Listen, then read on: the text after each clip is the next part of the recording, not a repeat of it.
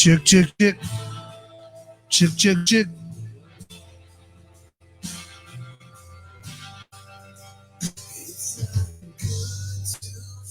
I'm wondering if we're alive.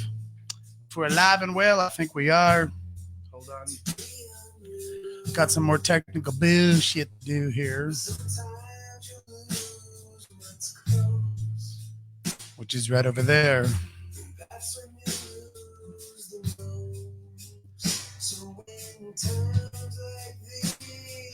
Right, here we go, folks. We're getting ready.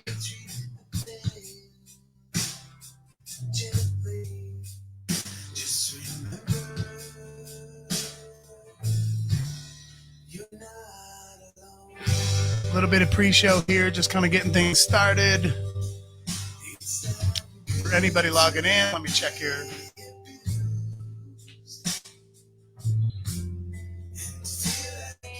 Share this shit with your friends and get them over here. We're going to have a good time tonight.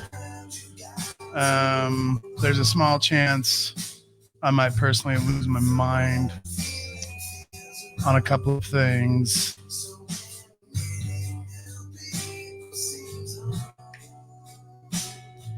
Got some people texting me. Little pre-show. We're going to try to get started close to 7. Tara's running a little bit late, so I'm out here by myself. Oh, I think she's here.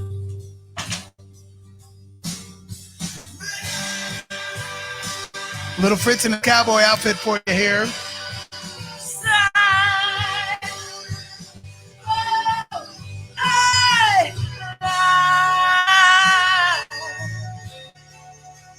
There she is, the wonderful and the lovely Miss Tara Lynn Fritz. Getting ready for the show. We actually started getting ready for this show like 2.5 hours ago. And it was like, oh, hell, there's plenty of time. And now... Yeah, and we ran out. We totally ran out of time. Here we are. What is going on with my hair? I'm not... Just rushing to get her done and get ready. I feel like just having a party with some music today. This is awesome. All right. We might start just a couple of minutes late just because our pre-show was a little... I know, I look like I'm going to the damn Oscars or something. I know. You're what the all fuck's like, going on here? I went country and you went like super dressy, you know. Oh, Lee, I love it. You look hot. Swooper hat. I'm going hot. I'm going hatless tonight. You going hatless? Yeah, I'm going to go hatless tonight. So we'll see how that goes. Welcome, everybody, to the Unsung Dreamers Chat live on the Facebook pages and the whatnots. Hope you enjoy your stay. Tell your friends. Share the live feed. Let them know what's about to go down. We're trying to up our game every week. That's what we're doing. It's upping our game. We're upping the game. Yeah, that's right. That's what we're doing. We're just still kind of getting set up. It's straight up 7, so we're going to get going pretty quick. Listening to a little music by the old Fritz in his cowboy outfit. I saw a couple posts this week on Facebook of a few friends of mine checking this record out that I recorded quite a while ago. Little solo record of mine, and produced by Orrin Thornton, the one and only, the great, the one and only, the genius, the amazing, who played most of the instruments on this track you're listening to right now. Oh, I love this song. God, it's a good song. Should I stay? Oh. You stay in your frame over there, girlie. Okay, right here. That's right, we're ready to start soon.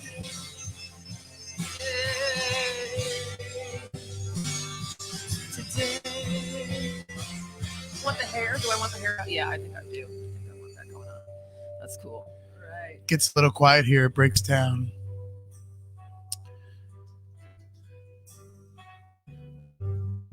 I'm kind of proud of this lyric I came up with here. Oh, yeah? Yeah.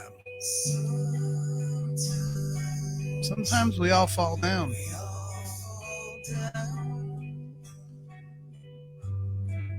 And sometimes we look up at the ground. Awesome.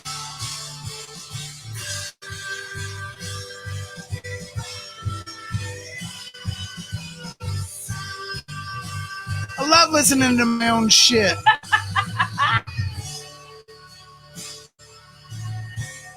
This record's available out there on all the streaming shit.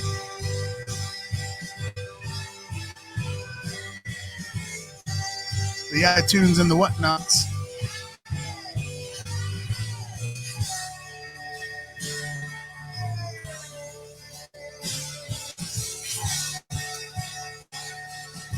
I feel the show about to start. I think it's about to start. Da-da-da, da-da-da, da-da-da, ma-na-na, ma-na-na.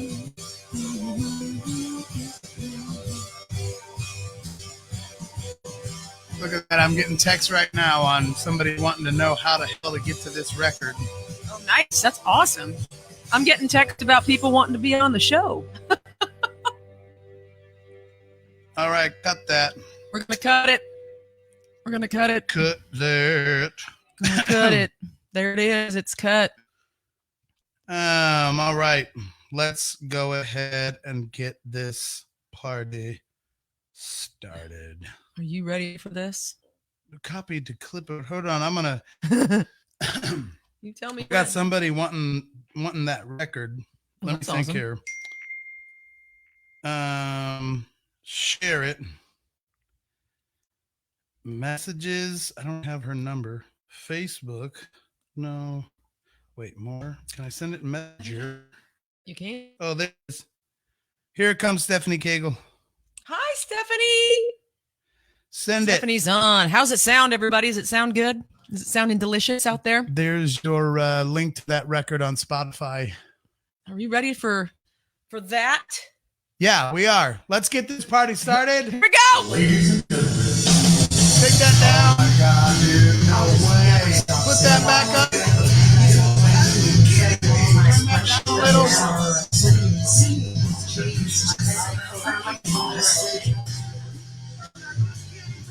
Good. Where the hell is it? Where the hell is it? No, right here. This one. I know. Welcome to Unsung Dreamers, the musical journeys of the not so rich and famous. We are on. We're grabbing my stealing mouse. our mouses. Okay, We're sharing a sorry. mouse, I'm so done. it's like- I'm done stealing your mouse. Thanks. Okay. I was like, where's the mouse? I can't do my stuff without the mouse. There we go. Here we go. I'm gonna scoot over here a little closer to my beautiful wife. I don't. Look at Stephanie Cagle, just the biggest She's fan we on got. it. She's on it. Look at that. Hi, Mark LeBrock. Hi. Mark LeBronc is here. Yes. We have someone who wants to get on and cross promote some stuff in a little bit. So Oh boy, yeah. We got- We know that guy. I know he's like all over the place. I need like a towel. Do you need do you need I'll some get powder? one here in a Need minute. some- I don't want to be shiny. You need some powder? I don't want to be powder for your shiny. face? I don't want to be shiny. But look at your beautiful face. Holy crap. You look You good tonight. have a beautiful face. Yeah, and that's one of the worst things that that's a good song. All right. Well, welcome everybody to May 14th? May 14th. 2020. Yeah. It's 7:00 right here on the Unsung Dreamers page. Please jump on here. Hello to my wonderful son, Bono Fritz. Hello to Hi, Mark Bono. LeBronc. And of course, Stephanie Cagle. It's good to see you guys as well as a few of you that are joining in here. We'll try to stay caught up with that. Mark, do you ever notice that Dan says your name, Mark LeBronc? I do With say an N. LeBronc. Is it not LeBronc? No, it's LeBronc. See? It's LeBronc. Yeah, look, there's no N in there. I know, but I like calling him Mark LeBronc. It's your own nickname for him. To me, it's kind of like Gerard Depardieu. It's Gerard Dipido. It's Mark LeBronc. Okay, all right. You're giving him like a little accent. I think in it's his stuff. LeBronc. It makes him sound like a composer. Fair enough. We're getting ready to watch this symphony written by the great Mark LeBronc. Starting up, LeBlanc. So, Mark, I threw an N in your name. Yep, he does always. He always does that. I still don't know what this is. I got some. I don't know. Whatever. What are you worried about? I don't know. It's just I don't know. All right, what's happening, everybody? Okay. How are things going that for shit you down. out there? Did you know Listen, I always start off with crazy Springfield facts. Yay, I love That's it. one thing I kind of like doing, and I've got one for you now that is really fantastic. Did you know that Brad Pitt is from Springfield? What? No way. I swear to God. No way. I didn't know this. Like, yeah, the guy, Brad Pitt. Like the guy. Oh, Like, yeah. Oh, my God. And I didn't know that. He's from Springfield. You didn't know that? Oh, my God. I didn't know that. So you didn't know that Brad Pitt is from Springfield? I did not. Oh my gosh, it's such a crazy story. Like, like it's like crazy and so strange and weird and unique. You're so silly. I'm just kidding, but I do have a related story. What? So I actually did meet his brother one time, way before Brad got famous. Yes. His brother, Douglas. And so I don't know if he goes by Douglas or not. Oh, well, I thought I'd make it sound classy. He bought a house. He bought a house from a builder I was working for at the time, and I ended up actually working on his house. And that's how I very first found out about Brad Pitt. And this was like before, like, The River Runs Through. It was like before that movie came out. Mm-hmm. And it was kind of like, oh, yeah. I mean, he's in kind of a pretty big movie, like The River Runs Through it. Whatever. It wasn't really a blockbuster, but it was, in theaters. Yeah. And that was when it was just kind of like nobody hardly knew who he was. And so I actually worked on Doug's house. So that's how I kind of knew. I just knew kind of who he was. It ain't like I don't have a big story about when we became best friends or anything like this. In fact, I got another story of when he got really mad at me about something, but I'll save that one for another time. He got really mad at you? Oh, yeah. Super pissed at like 3 a.m. But I'll tell that story about Doug later. My better story is because I had met him and worked with him and things like that before. Yes. And even before Brad got famous, I knew what he looked like. I knew who he was, you know, things like this. Not just because of the news or anything like that. This was before any kind of news was happening back in those days. So one time, dude, I go to the what was the theater over there the amazing, I can't think of her name either, painted all the horses. Oh, man. Who was also a friend of mine. Suzanne. It's Duwarka? No, it's not that complicated. Gosh, dang it. Jenny Rush, if you're watching, please let me know because I know you're buds with her. Yes, and I know her, and I've hung out with her too. And damn it, I can't think of what her name is, but she painted all those cool horses on the back of the old. What was the name of that theater before it was? Campbell Cine. Yeah, Campbell Cine back over there. So I go to that theater one night to see the movie Moneyball. Ooh. Right? You guys remember the movie Moneyball? It wasn't like one of the big Brad Pitt movies, but it was a Brad Pitt movie nonetheless. Mm-hmm. And I'm in Springfield, Missouri. These damn arms. I'm in Springfield, Missouri, bro, just watching this movie over there at the Campbell 16. And so, like, you know, you're waiting for the shit to start. Mm-hmm. They're playing all those dilly commercials about turning your cell phone off and, you know. Let's all go to the lobby. Oh, some of that. It's even before the preview started. It was just kind of like that BS in the beginning. Right. Those businesses that buy advertising think it's going to do something in the Campbell 16. I mean, maybe it does. Hey, I've never done it. So anyway, you're kind of looking around, checking out the scene, right? So I turn around, and sitting 3 rows behind me, directly behind, literally the same seat I'm in, but 3 rows back, is Doug Pitt, Brad's brother. And I'm like, am I sitting in the fucking theater right now, getting ready to watch a Brad Pitt movie called Moneyball? And his brother is sitting right behind me in Springfield. Like, I would think his brother would have got an invite to like the premieres. No, he's just over there at the Campbell 16. And I was just kind of like, this is a little awkward. I'll be honest, it's a little awky because the only thing I thought about for the whole rest of the movie was, I wonder what Doug thinks about it. Like, I couldn't even pay attention to the damn storyline or anything because the whole time I'm like, I hope Big Brother I hope he approves of how things are going. When Brad would like say something dramatic or maybe tear up and cry, I'm like, I wonder if Doug approves of that scene right there. Like, Right. I wonder if he thought that his baby brother did a good job. Aww. And that's all I thought about the whole damn time. Like, why am I in Springfield, Missouri at the Campbell 16 watching Moneyball with Doug Pitt? What the hell? I didn't even talk to him or anything. I was just like, I ain't saying nothing. But did you know him yet at that point? Oh, yeah, no. Oh, okay. I've done work for him. All right. 10, 14 years before that. Gotcha. And we didn't, like I said, we didn't really become friends. So it wasn't weird that we didn't talk to each other. But it was just like, I knew it was him. That's all I'm saying. I see. And I'm just like, wow, Doug is sitting behind me and this is odd. A Brad Pitt I would movie. have thought he already got the movie emailed to him Right. like 6 months ago. He saw it before it was edited. But now he's like, F it. Let's go to Campbell 16 and watch my brother in a movie. How the hell do you live that way?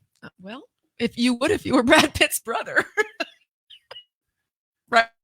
It was wild, and that's my Springfield story to start the show. Yeah, I love it. I love that you have a Springfield story to start the show. That's Mark fantastic. LeBlanc says either way works. Either Thank way you, works. Mark. Okay, put the Works N in for there. me. All right, fair enough. And it's up to him because it's his name. Oh man, I think Bono's already kind of just getting the Bono Fritz. That is, Yeah, your son. Yeah. Who the singer of U2 was named after. Mm-hmm. I think he's priming a pump over here. Oh, is he? Yeah. He just commented Alamo. Well, the theater with the horses on it is now the Alamo. Oh, Yeah, that's what he's see? referring to, because I also think he's got something else coming up that might be in reference to the Alamo. Oh, really? Maybe. Nice. I'm just saying. Cool. Right on. That's awesome. I love. So anyway, are you live over here? No, I'm not going live on my page this time. I just shared it on my page. I'm just, we've talked about it for about 3 weeks now. So we're going just me. I've just got the feed over here to see what's going on and make sure we're still going on. All right. I'm just trying to do, I'm engineering and trying to entertain at the same time. So I apologize if I don't follow your story 100%. You've got your commenters to handle that, right? What you got going? What do I have going? I went country today. What do you think? I don't know. I got I got my boots. Got my boots on, Steve. Got my boots. I felt like biggest bandana boot sale. Bandana boot sale. Bandana boot sale. Bandana boot sale. Bandana boot sale. I don't know. What have I got going on? What I've got going on is that today was a beautifully warm day and I was so happy. Even if it was a little bit rainy, I dig the warm weather. I stepped outside expecting it to be chilly and put a sweatshirt on and took his sweatshirt off. It was a little warm, wasn't it? It was. It got warm. I can't believe I'm talking about the weather on our podcast.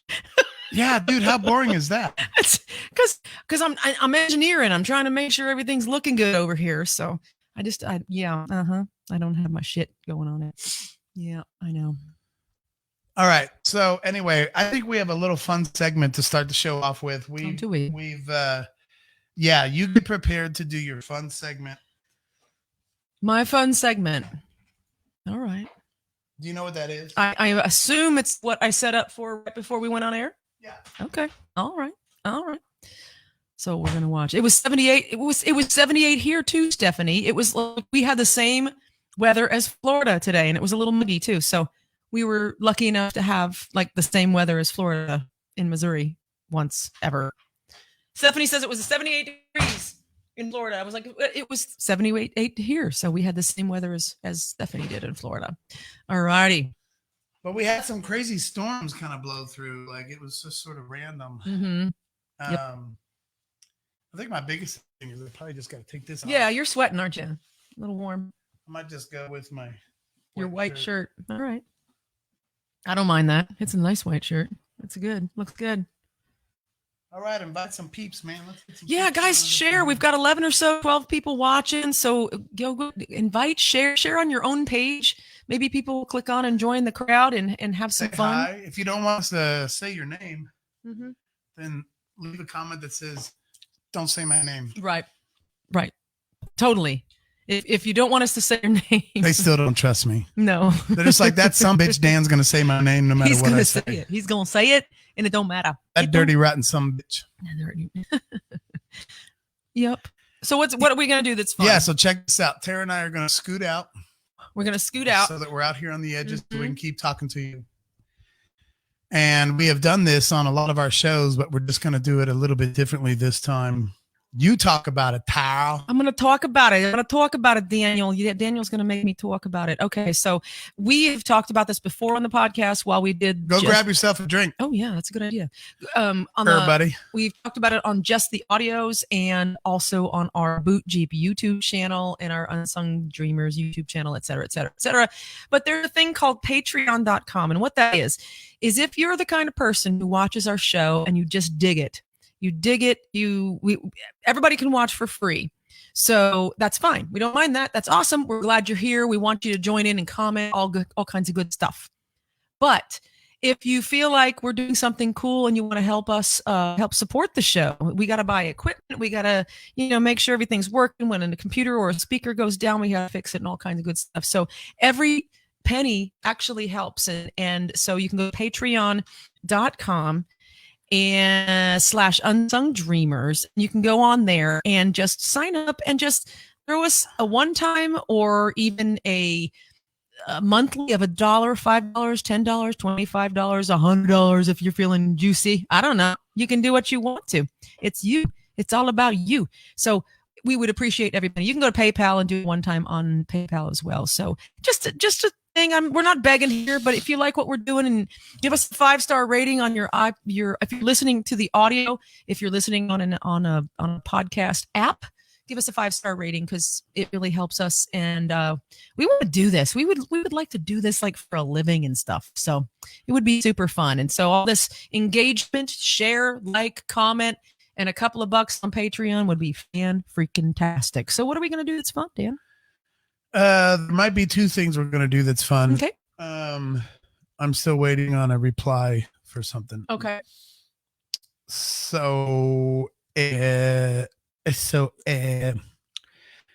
what I think here, someone's texting me, is that possibly this live feed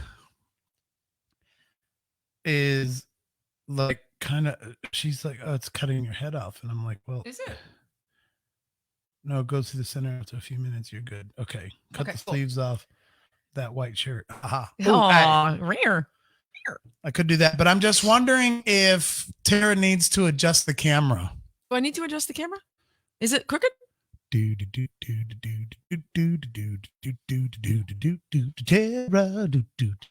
adjusting the camera. This is the favorite part of the show for most people, when Tara has to adjust the camera. All right, are we good? I did it by accident, and now it's becoming a thing. Okay, so with everything said about the Patreons, we are going to list off our Patreons, and this week we are going to show you our Patreons. What? You're damn right we are. It's going to be fucking fun. I hope it's not an invasion of their privacy. Hey, this is just photos that they've already put out there publicly. Their profile picture on Facebook. And we're going to go through the list, and it's going to be freaking awesome. Awesome. Give me like time to do this, big boy. So, all right, get ready, and don't accidentally put my other picture up. I know. I got you. I can't see them all, but hang on. All right, so we're getting ready to go through. I can't see them all. These are all people that have they're not showing up. Okay, donated to the podcast in the past, whether it be one time or just for a couple of months, or just some of them were actually in person. They weren't actually done through the Patreon website. They actually just gave us a little tip in person, and some of them are still currently on a monthly schedule to have a little summy come our way, and it's been wonderful, and it's been a big help. So we'll start with some people that sort of came from the past. This will be great. Okay, all right. Who are you gonna hit? You gotta call them off because I can't read and do this at the same time, so it's up to you. All right, let's Russ Weatherby. No, what? Look at that sumbitch. What? That's Russ Weatherby. Russ Weatherby, guitar player for the Dirty Saints, who is about to not be the guitar player for the Dirty Saints. That's true. For some of you who may not have heard the news, Russ is about to, and his wonderful wife, and probably part of his family, are getting ready to move out of Springfield and pursue parts unknown challenges. And one challenge he needs to overcome is, let me pick something apart about him. Okay. Moment of silence brought to you by Russ Weatherby. He's playing the Les Paul, which is good. Mm-hmm. He's got a Gibson strap, which is good. It's God, a leather. dang it. You can't pick anything apart in that video. I don't know if I can. He looks pretty sexy. Yeah, he does. All right, I'm going to leave Russ alone on this photo because I think it's really great. Fair enough. He's at least in good gear. Cool. All right. Russ Weatherby, thank you so much. We appreciate your support. Who's next? I don't know. You got to pick them. Let's do Tiffany Renee. Oh, look at Tiffany Renee. Look at that beautiful girl. Look at her looking all professional. She looks all professional and stuff. Tiffany Ray, we've known for so long, and we appreciate her. And if you need your junk waxed, hey, she's back at it. I don't even know if she's doing that shit anymore. I should not say that. But she is. Well, she's back to giving massages with full sanitary. She is back to work. Masks and gloves, and she's back to work, and she's being uber sensitive. And she does that kind of stuff, and I'm just being fun. Tiffany Ray. Let's samples. Oh, let's go to Michelle McBride. Oh, really? You ready? Yeah, let's go to Michelle McBride. Look at that. Oh, look at Michelle McBride. Look at that fox. You have pretty friends. She loves being called hot. Oh, she loves it. That's actually a joke. She loves it. Don't call her hot. No, please don't. That's an inside joke. No. But anyway, Michelle, we have talked about her a ton on this show, and we thank her so much for supporting the podcast. Let's keep moving on. All right. Who's next? Dan Strickland, that goofy bastard. This guy. Uh-oh. It's not showing up. There he is. Look at that. There he is. Dan Strickland. Why is he wearing a Shuffle shirt? That's crazy. The owner of Shuffle. This guy has, he's, and we'll cover some of this later in the show, but, he's been doing all kinds of things to just try and just get through this situation. But him, as well as so many other people here in town that owned live venues and bars and whatnots, it's been a challenge. And so here he is at an old event, Toys for Tots.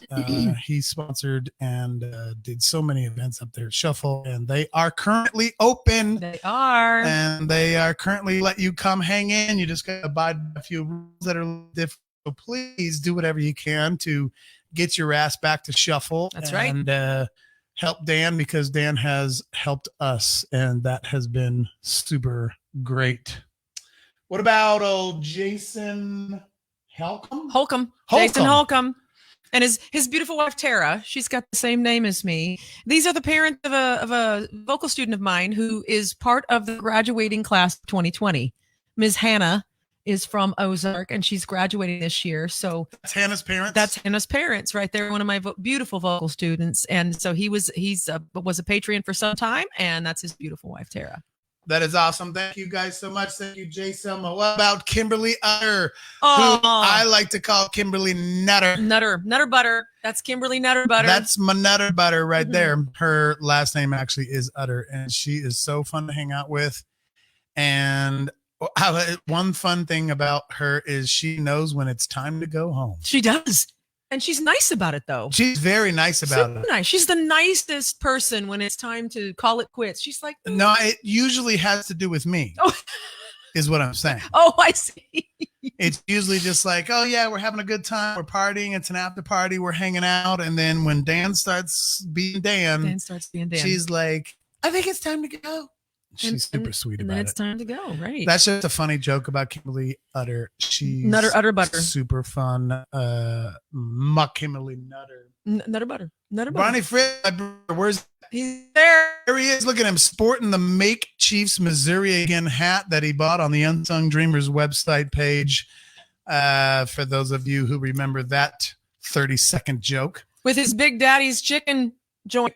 Yeah, right in the background. Him, you see, that's basically like his vision board. It's like it's hung on the wall. It in some ways it doesn't exist yet, meaning it's in the developmental stage and it's still coming your way. But he walks by that framed picture back there of his blurry logo for the Big Daddy's Chicken. That is a dream of his that's coming soon. And so we hope you guys will just kind of keep an ear to the ground on that. Just a little ear to the ground. No big deal. But thank you so much to my brother Barney, who has supported the Unsung Dreamers podcast. Where are we going now? Let's go to that crazy ass Jody Guy Cotton Gim. Look at this guy. Oh, you got you a classic I got photo. a classic photo right here with that awesome drum kit. Sparkles. Look at that. With the short haircut. Looking all respectable. It's a black and white photo, so I don't know if they're silver. They could be maybe. They could be gold. They could be champagne. Right, they could be champagne. It could be champagne. You know what's funny? Side note. Kimberly and Michelle were watching, and Jeremy were watching with these pictures flashing up. So, yay. Oh, they were? They got to see their stuff. We can't see the comments when we're doing this, so they're over there. Oh, I got you. They're over here. Well, for those of you who know Jody Guy, he doesn't look quite like this anymore. Kind of. In fact, we just shared a video on our Unsung Dreamer page the other day of he bolted down a fucking drum set to a John boat or something, and then he put the John boat in a fucking pond, and then he rode around the pond and then played the drums. This guy is certifiably insane, and he's our most favorite dude. In a good way. Good way. Of course I mean in a good way. He's our most favorite dude in the world, and he totally helped out the Unsung Dreamers podcast, and we love him financially for it. With a financial donation. You pick the next one. All right, so let's see. Where do I want to go now? I want to go to this guy right here. That guy, this crazy ass. Bobby Hoskins. He has been a patron of ours since like November of 2018. Yes, he has. So he's our every single month since November of 2018. And so we won't divulge his amount. It doesn't matter. But he's been a supporter of us. He's been on the show. His interview is on unsungdreamers.com. If you want to go check out this crazy ass drummer for the band Love Bomb. Yes. And that interview was just freaking hilarious. I mean, all three of us had trouble gaining our composure when we did an interview there with Bobby Hoskins. And we're going to have him back because it was he's actually obsessed with wanting to interview me. And yeah. He wants to ask me the tough questions. The tough questions that nobody's asking. He's like, I want to ask you the tough questions that no one's asking. And I was like, fucking bring it on, man. I don't give a shit. You don't give a shit. Bobby Hoskins, we appreciate you for your support. And we actually are probably going to see you here in 24 to 48 hours. Are we? Yeah, I think we are. Okay, cool. Top secret, motherfucker. You just gave it away, though.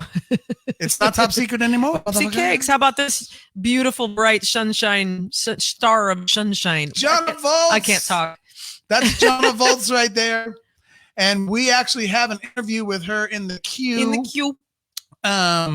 We got to go back and get that dude ready for you guys. An audio interview with Jonna Volz. She does so much cool stuff. And you know, all of us are going through this quarantine / COVID-19 shit, and so she's probably quite slowed down and or at a complete halt in an acting school that she owns and runs and has passion for.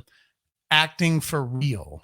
Acting for real. Yep. Acting for real. That's correct. And she's a super good friend of ours. And she also just ran by the show the other night and crashed our about 3 episodes. Feed. Yeah, about 3 episodes away. She just was on a bike ride in the area, and she lives close to us. So all right, so you're surprising me. You're not even announcing them first, so it's like I know. This is kind of almost better.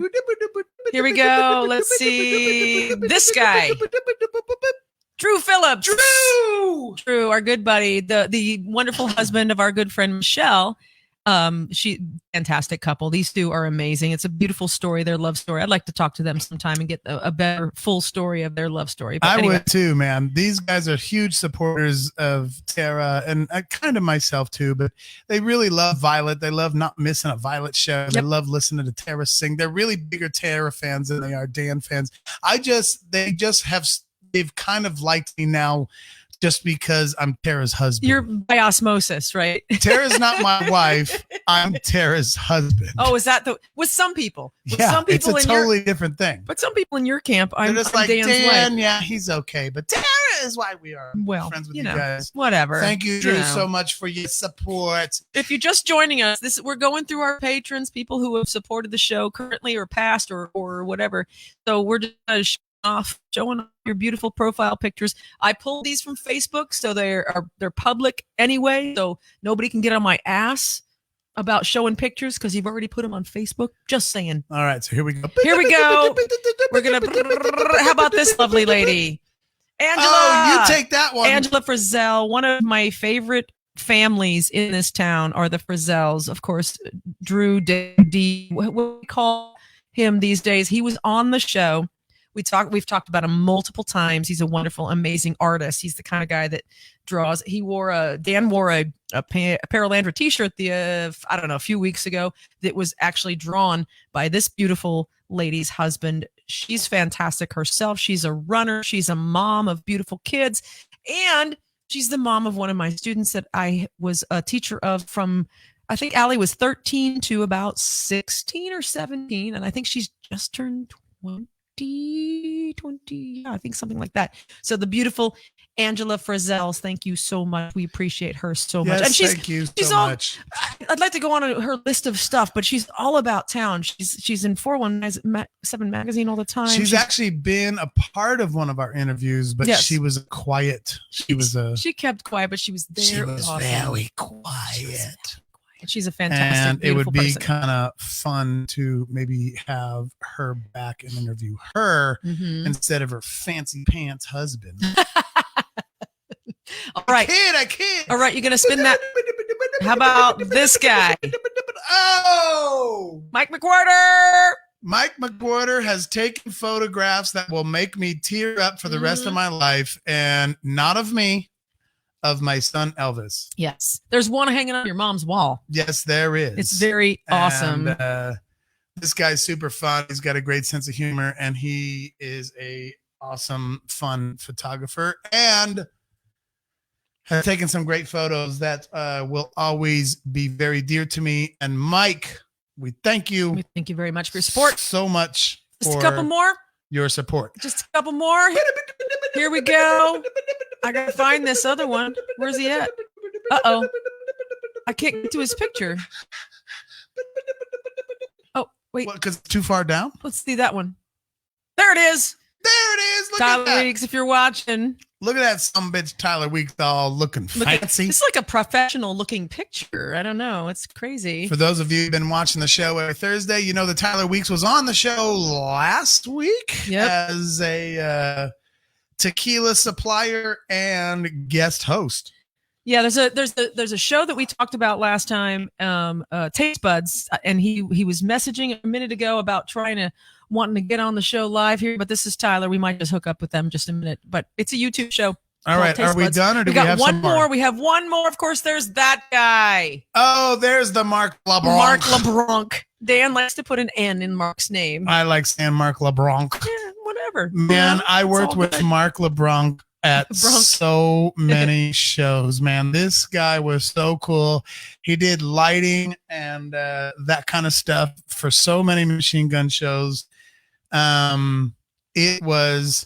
We did private shows with Mark. We did all kinds of stuff. He'd be there, man, at 2 p.m, make sure he had all the stuff set up. This was even before the age of, fancy pants, digital shit. Mark set up the real stuff. He set up it was beautiful. Everybody that was anybody, Pearl, everybody in town was using his light system. It was yeah, man. So many people in town love this guy. And he just recently started supporting the Unsung Dreamers podcast. And we thank you so much, Mark LeBronc. So thank you so much. If you want to be one of those fun, awesome, cool people, just see the thingy that's, where is it? Wait, it's backwards. So it's like, we're right here.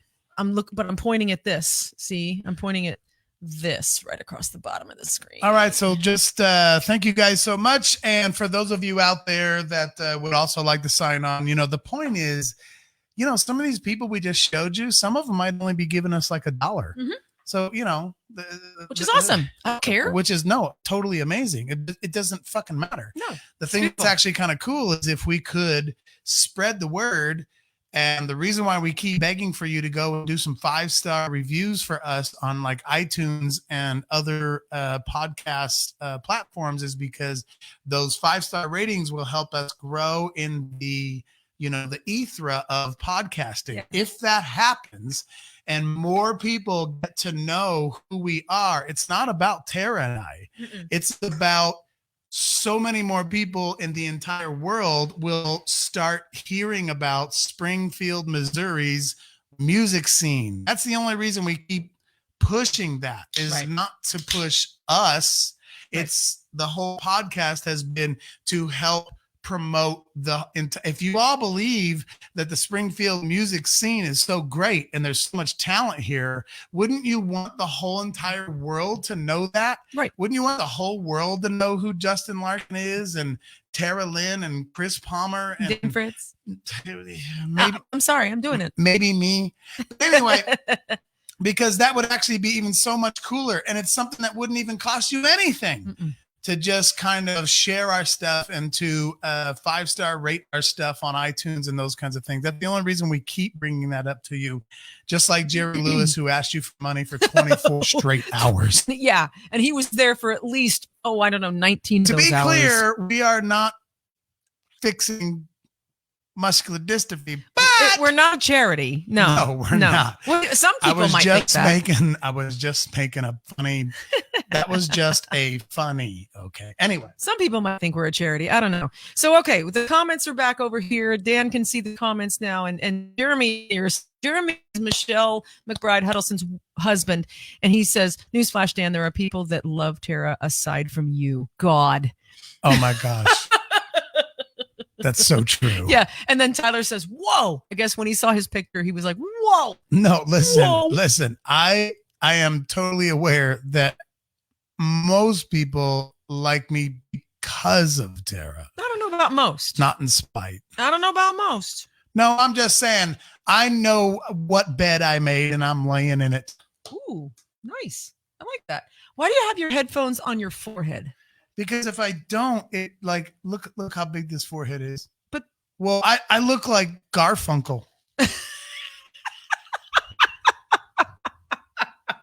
Look at that sumbitch, dude. I could just stand in front of a drive-in theater that tore their screen down, and we could all go back to the drive-in tomorrow night. yeah, totally.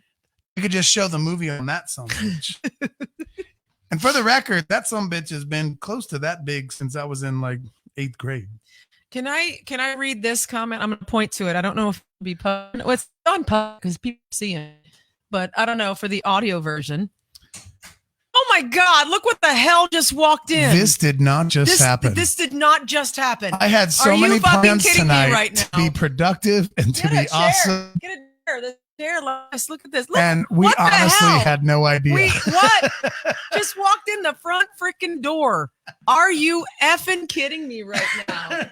Holy shit, Nick. Chet Smith. What the blank? Smith. No, we're not faking. No, this one is actually a true surprise. This is a bomb, just like Jonna was the other week. What the hell? There you go. He's got the piano bench. Got to keep our alcohol close to us right there. Oh my God, Chet. I guess you can share kind of. You good on your drink? He's got coffee. Are you freaking kidding me? He might have coffee. Is it just coffee? Just coffee. That's coffee. Ladies and gentlemen, Chet Smith. All right. Get a load of this guy. For those of you listening who aren't in the Springfield area, Chet Smith is like the originator of photographers taking pictures of bands in this town. I'm just going to say that. He's legend. He's legend. He's legend. I'm going to take one ear off so I can hear him talk better. I'm Johnny Legend. Johnny Legend. Johnny Q, Johnny Legend. All Chet, right. how's it going, man? We haven't seen or talked to you in months. Since Vietnam. Yeah, I know. In Da Nang in 65. Oh, wow. Every time you text me and want to come hang out by the fire, I'm like out of town. Yeah. I'm already in bed. You know who showed up at the house the other night? Who? Tom Morris. Yes. Oh, wow. Who? Do you know who Tom Morris is? Don't you know who? Tom Morris used to do all the booking at the shrine. Oh, okay. Okay. Oh, yeah. Yeah. Right on. I bet that was a fun night. That was fun. Was that one of the nights I got just a photo of a fire? You don't even say anything to me anymore. You just send me a fire photo. I send you a fire photo, and you're either in or you're not. Yes, right? I know exactly what you're saying. I'm like, oh. Oh, Kim says hi. Fire photo. She's the one that told me. Did she? They're broadcasting here in because town. you wouldn't just walk into the studio randomly. Of course, you wouldn't. Well, I mean, wouldn't I? Well, I guess. Yes, you would. This is such a Chet move. It's unbelievable. Yes. This is proper Chet Smith works right here. So, for all the dudes, I'm gonna power this down here so we don't have any interruptions. For all the dudes, you have to lean forward to do something. Oh, I did it earlier. I adjusted the camera. He still needs. I think there's still something wrong. I mean, Chet's a photographer, so he knows that maybe the composition. Like I gotta. He knows the composition might not be. Yeah, wait. Yeah, you're doing it right here. Yeah. All right, that's good. Is it? That's all they get. That's all. Okay, that's it. Otherwise, you have to pay more stuff on Patreon. I'm just saying.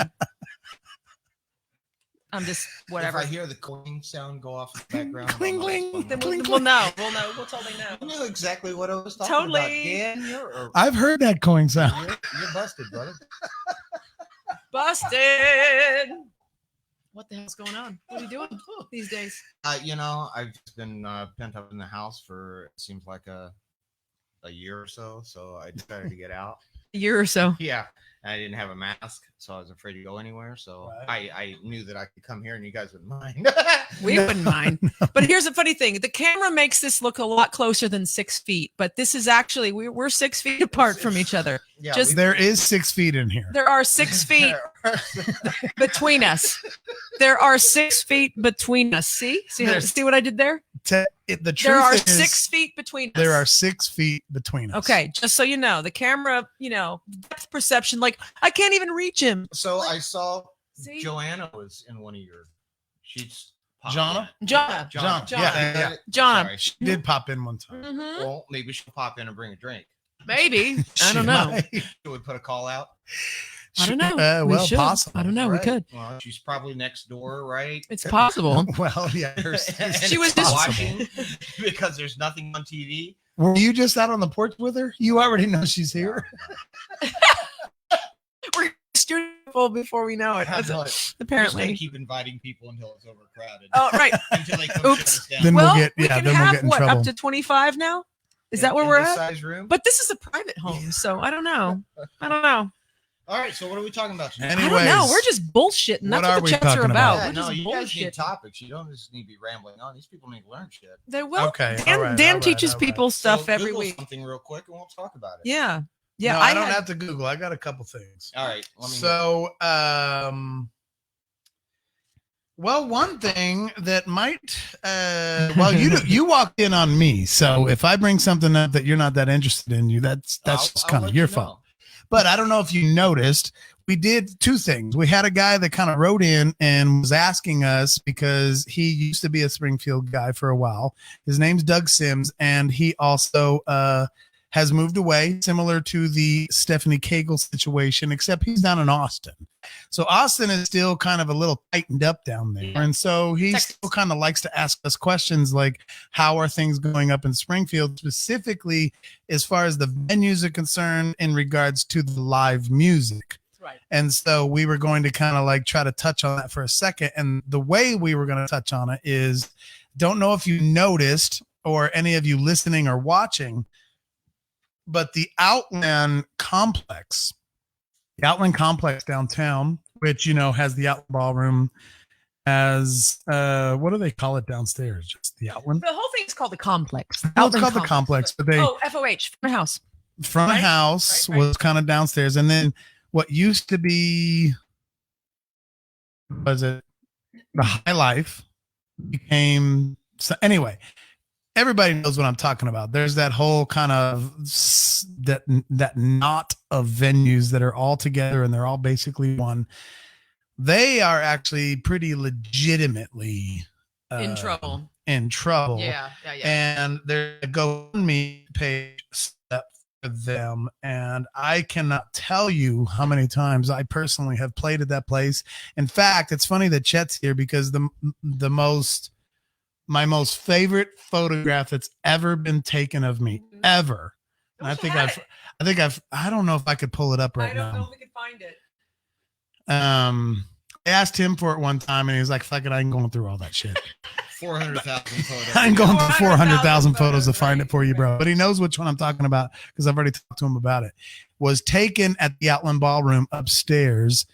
And the cool part about it was not only was Chet's work amazing, but I was wearing a Machine Gun Symphony shirt, that's actually kind of funny because I remember getting a ton of shit from somebody in this town about me wearing my own swag on stage. I got tons of shit. I got my ass talked about behind my back fucking constantly because I wore my own t-shirt on my own stage when I played my own show. And guess what? That same guy now has his band's logo on his guitar and he has it tattooed on his arm and he wears hats and sticks and belts and stickers and race bands, all of his own band. And that was the same guy that used to give me shit about wearing one t-shirt. One fucking t-shirt of my own band. But I can't believe he wears his own swag on stage. Now the motherfucker has a tattoo. So anyway, go figure. So this night, had to do that quick rant real quick. I'm starting to figure out the format here. Yeah. Totally. You'll get that. So we played with these two banners that had the Machine Gun logo on it. And I'm talking about the one with the skull that had the hat and the bit, the more popular one. We had two banners with the Machine Gun logo on it. We had a kick drum that had the Machine Gun logo on it. And I had the Machine Gun logo on my t-shirt. And somehow Chet got this fucking speed racer pose of mine. You did all the work. All I did was I got it, but somehow the positioning of it all, he got like all 4 or 5 logos, whatever there was, all in this one photo. And it's so cool to see all the logo repeated. And anyway, it's one of my favorite photos that's ever been taken of me. Was at the Outland Ballroom, who is what we were just talking about a second ago. They are kind of actually in legit trouble. And there is a GoFundMe out there that I think their goal is 10,000. And I want to say it's already up to like 8,600. I think the goal is 15. 10 because or 15,000. they one of those moving goals. It has to. What keep moving? No, I mean they've received a little help from the government, but it just paid like 1 month, not even 1 month's worth of bills. A place like that has bills. Everybody owes Jimmy. That's all there is to it. Everybody owes Jimmy in some way, some form. So give back. Yes, I hear you there, man. I agree. That's totally cool. And Justin Larkin, I just saw Justin Larkin post the other day where he's like, normally I wouldn't get involved in this situation, but back when I used to just play the streets, Justin used to play just by himself for coins in his guitar case right around the corner from the Outland in that little alley that like runs to the bank or whatever it was. And the dude from the Outland came over and was like, man, if you want to play inside, come on inside and just book the show right there. It wasn't even like booking a show. It was just like, hey, come on inside and play inside instead of outside. And he just played for some regulars and played for some bartenders or whatnot. And the dude gave him $100 before he left. And he said, that's what gave me the inspiration to keep wanting to play music. No kidding. Was the guy at the Outland. Whoa. That gave me $100 when I didn't even ask for the show, but he gave it to me anyway. And let me play the front of house at the outlet, at the High Life at the time. Yeah. That's the kind of integrity that we're talking about here in that complex. It's one of the coolest dive places you'll ever go. Like I think they cleaned the drum room before it was the coolest place to go check out. It was awesome. So go fund me. I'm sure you can find it. We're not going to put up a link. I don't know where that link is, but I guess we could. I mean, if you just look for the Outland Complex, I don't want to take up too much time, but I mean, I was going to just read you a little bit about the GoFundMe thing they got going on. It says, whether it's been the Outland Complex or the Rockwell, we have been a staple for national, regional, and local act for the past 20 years. Here in Springfield, some of ours and your favorite bands have been able to grace our stage, and we are so thankful for what we have accomplished. Machine Gun was the best band we ever had here. No, that's not what it says. Hold on. Wait, what? No, I read that wrong. It says You're such a goober. You're like one of those monkeys with the cymbals. You just wind up and you're off you go. I read that wrong. It says, to be completely honest, the current pandemic and climate we are in is terrifying, and most venues, including us, won't be able to last another 2 to 3 months of this. We are fighting and doing everything we can to stay afloat, but as time goes on, it's getting super hard. We're a very do-it-yourself group of people and have handled things the way we do for 2 decades, but we even know our limits and are asking for a little help from our Springfield community. Over the past month, we started selling shirts to raise funds for our staff and help support them during the time. We're so thankful for those who have ordered and continue to do so. We are having to switch focus now to support ourselves and the staple we have become in the downtown and Springfield community. Our business brings in so much revenue to the city as a whole, whether it just in taxable income, patrons grabbing food from local businesses, coffee from across the street, staying in hotels around the area, and so much more. That's totally true. And we want to continue to support the city we love, but in our current situation and not being able to open, we don't see that realistically happening unless something changes. We were the first to close and will be last to open while bills are continuing. We have welcomed everyone over the years and would like to continue to do so for another 20. And that is totally true. The Outland, especially the ballroom, I had more connection to the ballroom than I did of any of the other venues they have down there. And they were always cool about Machine Gun Symphony played our very first show there. And we came to him with like, hey, we're nothing. We're nobody. You've never heard of us. We just want to try it here. And he's like, cool, let's do it next week. And it worked out super well for all of us. That was awesome. So that is a completely true statement. If you have the means, please grab a shirt or donate funds so we can fight to outlast this and continue to bring your favorite bands here. Without us and other venues around town, there won't be live music anymore. And that's not a world we want to live in. No. And they just come straight out and tell you, which I thought this was cool, where the funds are going: to rent, to utilities, to insurance. Expenses already covered will closed and without income. Expenses already covered while closed and without income. Sorry. Excuse me. Anything remaining will go towards upgrades and projects that were started but not completed due to the COVID-19. So that is the GoFundMe page of the Outland Complex. And Christy Pressler found the link for us, and we put it up on the screen. Oh, thank you, Christy. While you were reading that, I put it up on the screen. Thank you, Christy. You can just go there. Whether you can click on it or not, I have no idea, but there it is right there. That's where it is. So there it is. So I want to just add real quick to this episode. So I'm fielding all kinds of crap here, and I've got messages going on from a bunch of people over here. Doug Fuller sent us a soundbite, and I can't really do anything with it this week, but I just want to say I'm going to do something with it next week. So that's what I'm going to do next week. Okay. It's a surprise to you, but that's what we're going to do. It's a surprise to me too. But in case he's watching, I think he's still watching on here, but anyway. So yeah, so fund, help out the Outland. I mean, they're just one of many that are in trouble across this whole entire world, if you will. But they're near to dear to a lot of people in town. And also to go back and kind of cover some of the things Doug Sims was asking is that, of course, you know, all the venues are actually still struggling. Some of them are struggling different than others. And some of them have brought in some music. They're just doing what they can to try to still play by the rules. And you can't let X amount of people in. So it's like sometimes opening the doors and letting people in. If I dare say it, it's not even worth it because they're still going to go in the hole. So at what point do you open and go in the hole every night just to try to get a momentum started and or believe? I mean, there's so much of it that is like hanging on the concept of belief and faith that maybe something will sort of kick in. So some venues who already had small crowds to begin with, they can kind of play by the rules and, you know, probably still okay to open up here and there.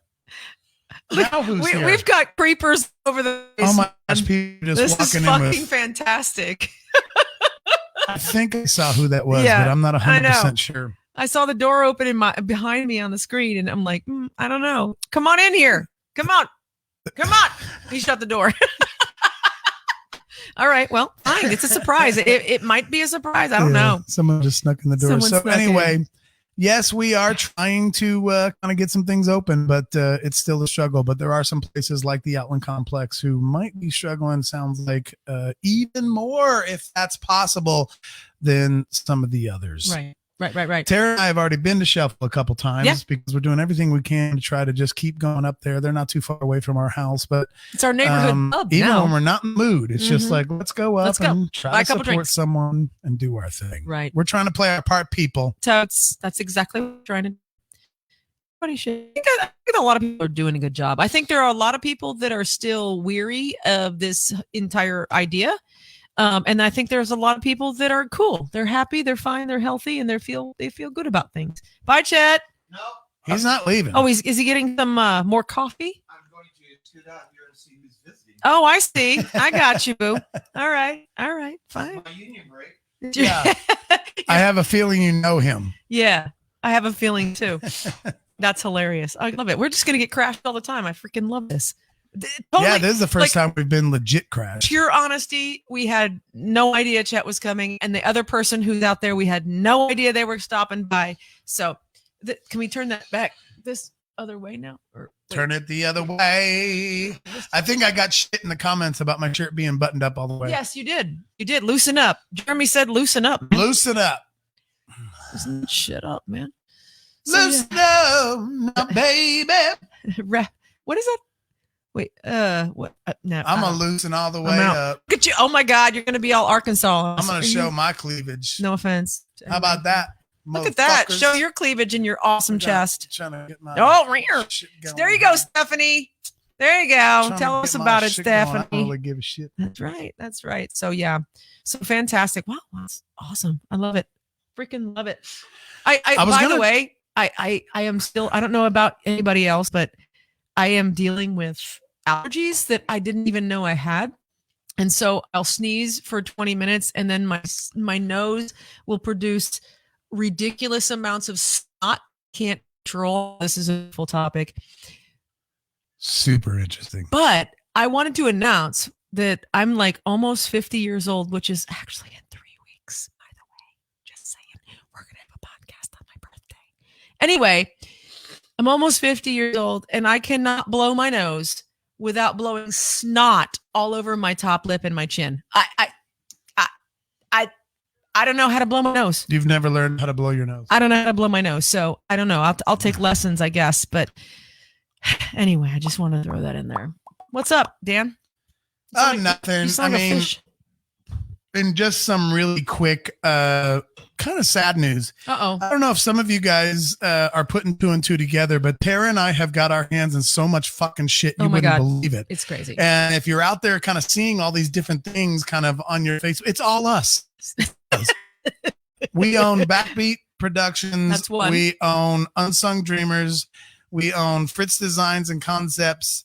We own Song Pull on the Facebook version of it. What else do we have going? Boot Jeep, and then we also have our group Boot, and Tara's also in Violet. So we're working on like 27 t-shirts for y'all to go buy. Oh, but anyway, did you just say we're working on merch? Yeah, we are working on merch. But one of the things that I was involved in years ago, back in like 2006, that turned into one of the most magical things that I think I ever was a part of creating is a thing called Song Pull. And we've talked about it a lot. And I did start a Song Pull Facebook page. It's just not really an active thing. It's just kind of like sharing old videos that used to happen back in the Song Pull days. Well, I actually just very recently found out, even though it didn't super recently happen, I only found out it the last day or two, but it's been like a month or two since it's actually happened. That's not really the point. But one of the, we used to call them song pullers. And somebody would actually come to my house and go ahead and play an original song in front of everybody, get videotaped, and allow it to be on the website that we had at the time, which we don't have anymore, but they were considered song pullers. I just kind of recently found out that we lost one of those song pullers to a drug overdose, and it was kind of weird. I just found this out actually last night, but it's been a month or so since it actually happened. And so I don't know. I just kind of had a weird, funky day because that video still exists. And I think that I've been given the permission to share it, but I'm going to wait until I get a confirmation on that. Full permission, yeah. To put it on the Songpool Facebook page. And I think one thing that's super beautiful about it is that the song was actually written by her father, who also passed away from drug circumstances. Passed away from drug-related circumstances, and she sang his song at my house for that song pull. Yeah, and she has. Her beautiful soul has left this earth, drug-related issues. That's all I really want to say about it, but it makes the video even more like intense and awesome. And so as soon as I find out if it's okay for me to let you know what that video is, I'll put it on the Facebook song poll page. But in the meantime, the song thing was a gigantic rest in peace, beautiful, beautiful soul. Without naming names, he doesn't know if he can name names yet, so that's why he's not saying that. So we'll figure that out. And I don't need to get into that. And he had a bit of a rough day because that was a big time. It was all right. All right. So we just had another invasion of the studio. We did. Yeah. Oh, Chet's, he's off camera. Chet's still over here. He's like used to being behind the camera. Yeah, he'll probably. Chet's not afraid. Duh. No, we know Chet's not afraid. I'm not afraid. Don't kick that stand, bro. I know it makes a little bumpy. It makes everything bumpy. Yo. So what? You just want to stay over there, or he's getting? I see what he's doing. He's getting like behind the scenes type idea going on. Okay, fair enough. All right. That's the old TH for you. Mm-hmm. Somebody already recognized him. Yeah. Why don't you get up in here? Yeah. Get up in there. Are we guest hosting? You want to get up in there? I don't know. What do you want to talk about? What do you want to talk about? Pop music. Oh, no. That's what you want to talk about. Lame. I'm just lame. I'm looking over here. I'm engineering. Tom, I'm engineering everything. Mystery guest. I'm TH. It's TH, bro. Do you have a chat window up? Are people chatting with us? Maybe there's a question from the audience. Well, a question from the audience. That's a good idea. Let's. Yeah, we had a guest on you. But we guest ready and waiting over here. Just we FYI. Missed a guest. We did? By the way, yes. We did. Why? Yes. How so? Why? Was I parked in their spot? No, he had to go somewhere. I'm bummed out about it. The person that was supposed to be here in 20 minutes? No, Flint and Steel. What? Flint and Steel. Is this a new country group? He's going to be on the show. Is this like a new country group that I don't know about? So instead you have me? Is that what you're saying? No, you were a true surprise. I have no idea who that is. Who do you think Flint and Steel is? I'll tell you. They told me earlier I'd like to be a guest tonight on the show as a country bitch. And I was like, okay, what's your name? And they said Flint and Steel. It's like one of those tones that happened at midnight. But apparently he had to go somewhere, so we're not going to have Flint and Steel on the show tonight.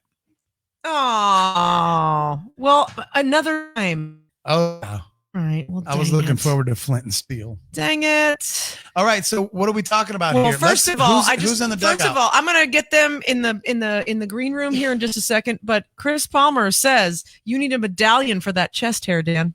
Man, I do need a medallion. I need a freaking. Look at that! Look at what's going on over shit, here, man. I need me a big old necklace. We need to have his. You need to put your mic where people can see your stuff, man. Well, see how mine is delicately placed? I'm trying to accommodate a surprise guest. No, don't worry about me. He's like freaking. I don't know. So all right. So I'm gonna work up something to getting some guests in a backstage queue, and you talk for just a second. Because I don't know what's going on with Chet. Chet's not saying anything. I keep trying to talk to him. Like, how's it going, bud? And he's like, fine. Chet is guest host. He's guest. Oh, you're taking the red chair. Chet's taking the red chair. All right. Chet's taking the red chair. Well, I'm going to engineer some shite. Sure These are sweaty, but it sounds better. There's no. It sounds delightful, doesn't it? There's no COVID on here. Is there? No, we're good. We haven't had a cough since last week, so we're good. Or a fever. Get it? Said since last week. It's a good number, man. COVID? Well, sweaty. Fever. Who's that guy walking out the door behind us? I don't know. He's following Dan though. All right. Should have Chris Palmer says the medallion for Dan's chest should have my face on it. He was supposed to talk to you so I can set something up. So Chet, if you want to tell a story, once upon a time there was Yeah, I don't have any stories. Yeah, I mean it's just like crazy. I can't talk and do this at the same time. So Dan, hey, what? I have these on, right? And Dan is obviously deaf. He's obviously deaf because they're super freaking loud. Mine are never that loud. I'm surprised they're not bleeding over into your mic. I know. When he takes them off, it makes the mic feedback all the time. So, all right, I'm going to get these folks. So what is it exactly that you're trying to queue up here? I am trying to get a guest in the queue. So I'm going to send this link to this person or people that he says they're super shitty, which means they're probably because we are, but go on, send. Oh, okay, wrong keyboard. There we go. All right, so we're good over there. All right. Awkward silence. It's too awkward. Dan! No. I can tell live just like that. I am trying to cue something up and I can't talk at the same time. You know me. I can multitask, but some things I can't do. All right, I'll tell you what. I'm going to tell you my first experience with Dan. Yeah. All right, your first experience with Dan. Okay, that's a good idea. Yeah, right. So I'm at one of the clubs. What's the one off Plainview Road that swapped hands several different times? It's now southbound. Yeah, right. It's been and it was other something things. else. Yeah. Dan's band was playing Roadhouse. It's been So so after his show or after his set, we decided I said, well, let me take you somewhere. Yeah. And we didn't know each other except from our own, encounters of me taking his pictures and showing him things, right? So I throw him in the Jeep and we take off. He has no idea I am, whatever. Then I take pictures. Okay. Right. And he's seen you. He was just He's like, whatever. Hey, let's go. Here we go. Let's just do it. And off we went. Yeah. Left his band behind, left everybody behind, off we go. Okay. So we head over to 360s where Scott Snow is playing. 360s. 360s Club. Yeah. Shout out to Janet. Right. We're going to call it 360s tonight, but it used to be 320s. 320s. You're right. See, this is why I'm not on radio. Right? I didn't know if that was cool or not. Like that was the cool hip way to say it. More, right? Totally. It's way better. All right. So at 320s Club, we went down there and Scott Snow when his band was playing, and Scott Snow, if anybody knows, he's crazy with all the big hair. Insane. Yep. Insane. He's awesome. And so I wanted to show Dan something a little bit more aggressively musically. Okay. Yes. And that would be Scott. Scott's a performer. He's all over the stage. He's going to make you notice him. So, right. So Scott's doing his thing and I'm swooping down, taking pictures and everything. And I'm not seeing Dan anymore. No. And Dan was stopped like as soon as he got in, and somebody pulled him off to the side at the bar, and he was just there the whole time. So the entire purpose of exposing him to Scott and getting he was just wasn't gonna go. Just drinking. Just wasn't gonna fly. Was he hanging out with a pretty girl too? No. But he did get in trouble several times. Did he? For swinging from the light banister things that night? The rigging? No, not that night. Oh, right. But you need to be closer. Somebody said you need to talk. There we go. Yeah, but while his band was playing, he was always climbing up on things, swinging from things, and they said absolutely no more. And sure, I go in, and I was told Dan can't do that thing anymore. And what do you have 10 minutes later? Dan doing that thing. He's doing that thing. He's up 3 speakers high, and he's grabbing a hood of railing, and he's swinging, and it's just the crowd is going crazy, and it was insane. It was insane. The most amazing thing is he could spot me coming through the door. Oh yeah. It didn't matter if there was everyone spotted you coming through the door. If the place was overpacked, yeah, and you couldn't get to the stage, I would kind of sneak in the door and go in low in the shadows and try to just not interrupt anything. Right. But and the band would stop playing music, and Dan was screaming my name from the mic and said, "Everybody, Chet Smith is in the house." And I'm like, "Oh God, why does he do that?" Yep. Yeah. Everybody knew. Everybody noticed when you came in. Every band that played knew when you were there with your backpack and your camera. Everybody saw you come in. Everybody, the bands came alive. And you know what's fun? What's funny is that here's my thing: is that I think the band should have been alive the whole time, but. You know, it's kind of cute. It's kind of cute that they came alive when you walked in the door. You know, I had made a post about that. Yeah, I know. It went south real quick. But Dan was on your side, man. We actually convinced about it. That's going to feed back in the mic because he's got fun. His shit's so then heavy. I won't have to talk over the feedback. I know. So funny. So we have guests in this. We have guests at backstage. Okay. So what? Hi, out on the porch. Yeah, that's the famous porch. If you've listened to this podcast before, you've heard us talk about when we've talked to our guests on the porch. That's the porch right back there. So a lot of stuff that's said on that porch does not get said on the air publicly. But, you know. Oh, right on. Yeah, Tom has gone live. Really? Okay, Tom. Everybody knows who that is. It's Tom Hembry. Everybody knows who that is. So I gotta say, some of the best lighting shows that I've shot, of projects and stuff that I've shot. It's Tom. Tom's the guy behind the lights. He's pretty amazing. The show, like any kind of tech show, Tom. The guy has more lights than I have.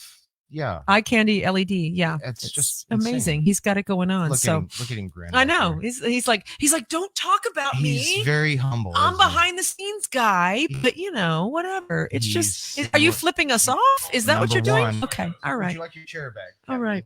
I guess we got some, Chet Smith, ladies and gentlemen, right there. Thanks so much, Chet I need an applause button. I need to get some applause going. That'd be freaking awesome. Oh, look at Michelle. Michelle McBride says Chet Smith is the shit. Yeah, I love that girl. Michelle I know. knows. She says, yeah, that's right. That's right. Spirit.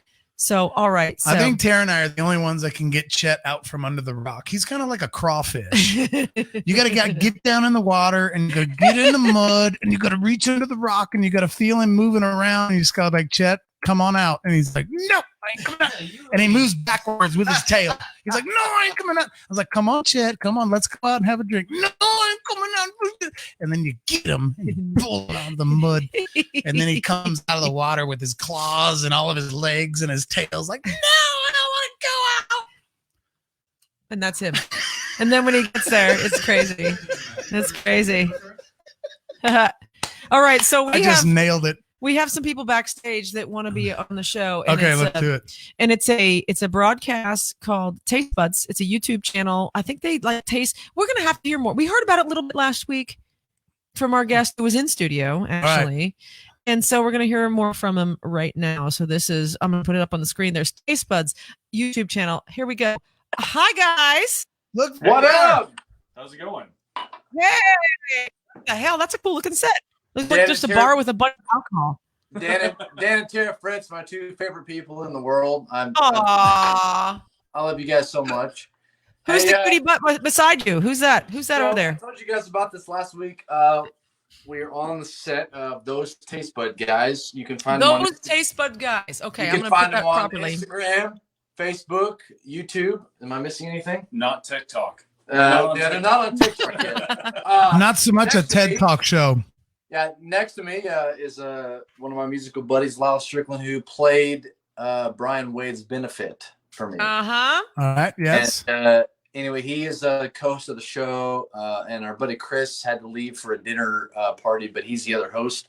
I was just here. We were just doing some we reviewed the Terramana tequila that you guys sampled last week. The Rocks tequila. Oh, yay! That Tara got super shitty on that tequila. It's pretty good, but I'm drinking Bob Dylan's bourbon. Yeah, did you know Bob Dylan had a bourbon? I did not. I did not know this. Absolutely did not. That sounds tasty as hell. It's pretty good. They make a Kentucky straight bourbon, and they also make a double barrel, double oaked bourbon. So that's so cool. So we've kind of dabbled in it. We've been flirting with it here for the last 20 seconds, but tell us what your YouTube and all that stuff is about, because it does have a very specific theme, which is why you just brought Bob Dylan up. And it's also why Tyler brought us some tequila from The Rock. So what's the story? So basically, like, as a musician, I travel quite a bit. Tyler travels quite a bit. You run into like new breweries all the time, right? It's craft breweries and little boutique distilleries. A buddy of mine, we started just trying different things, and we'd go home and like our buddies would just drink like straight Bud Light, right? That's all they drink. Maybe there might be an argument that broke out between Bud Light and Busch Light, I gotcha. Oh yeah. And had that argument. Yeah, which hey, you know what? Have the argument, right? Like right. But I don't know. Like, there's so much more out there. Like, you always try whatever's in front of you. Like, have a sip. Like, what's the worst that could happen? Well, I think your motto is grab a buddy, try something new, right? Yeah, exactly. So right now, currently, what I just finished in my glass was the 2020 Bourbon of the Year. Yes, this is out of Texas. This one, Bourbon of the Year for 2020, and it only sits at about maybe $45-$50 a bottle, which is pricey, but for the Bourbon of the Year, it's not bad. Yeah, sure. Yeah, it's fantastic. So we just like to give a quick toast to the Unsung Dreamers, because you guys, all right. We appreciate you guys very, very much, and you guys always support local music. And by the way, I have a little secret. Are you ready for my secret? Yes, I am. I am fucking hammered, man. Okay, so that's my secret.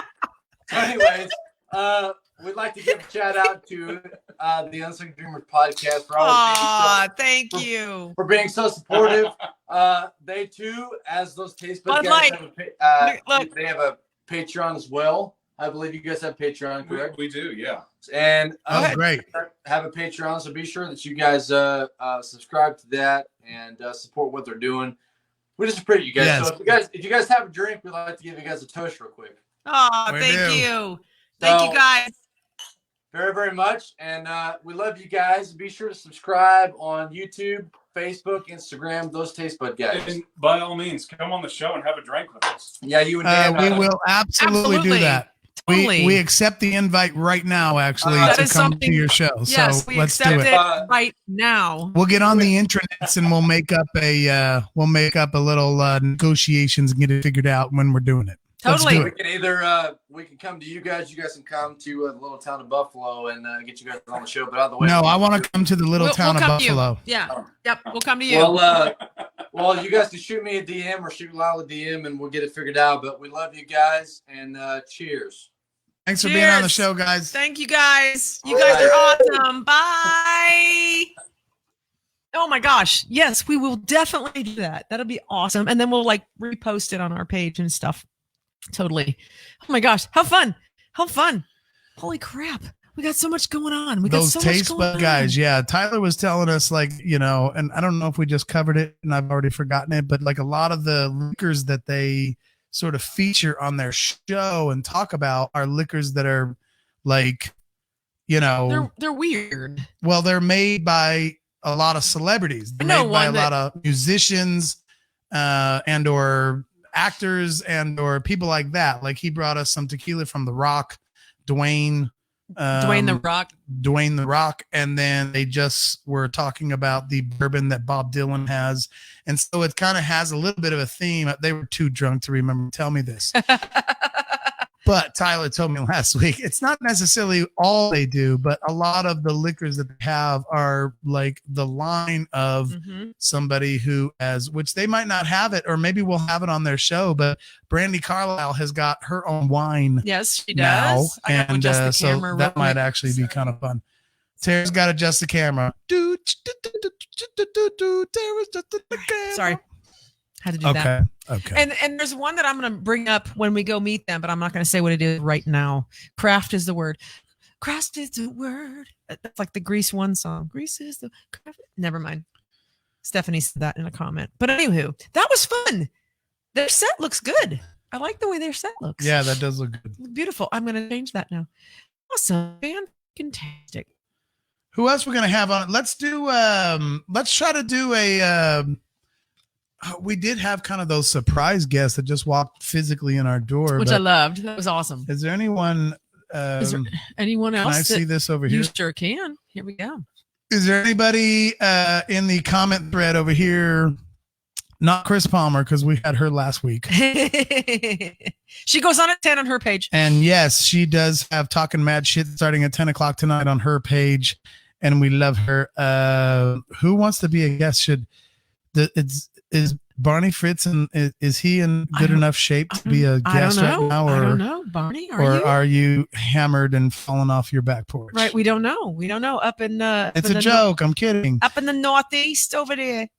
Oh, no. Up over there, it's probably still snowing. It's probably still snow on the ground. It probably is. We had 70. But we haven't had Barney Fritz on the show yet. If he's interested in being on, he just needs to message us real quick, and we can send you the invite and have a totally not surprise, but like spontaneous. Like a spontaneous. I don't know. Let's totally spontaneous guest. I mean, I can send him this and see what happens. I mean, who knows? I don't know. Let's see. I don't know. Let's call him. I don't know. We'll see if he's still watching. I'm not sure if he is or not. It's 42 this morning. Oh, he says it was 42 this morning. He's all good. So we just sent you an invite to be a guest on the show here.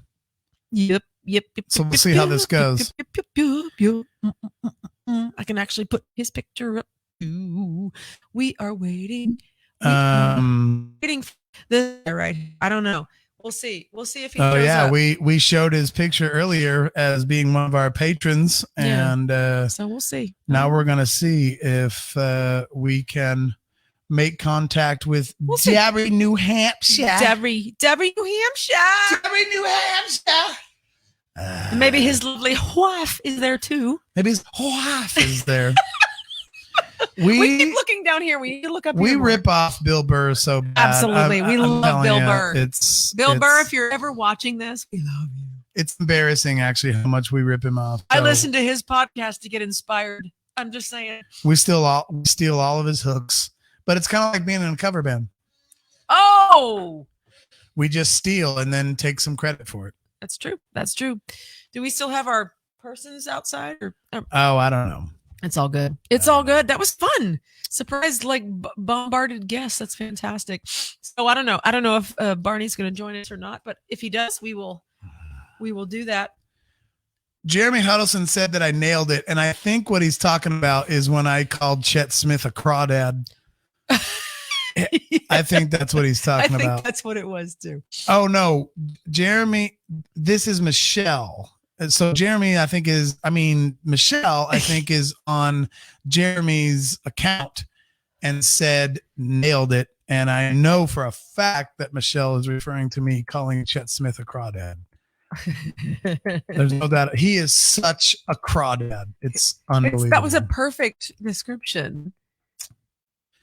Those pigtails are super hot, Tara Lynn Fritz. Thanks, man. I went country.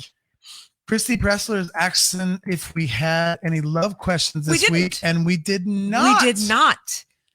Tara didn't put the word out. I didn't either. That's true.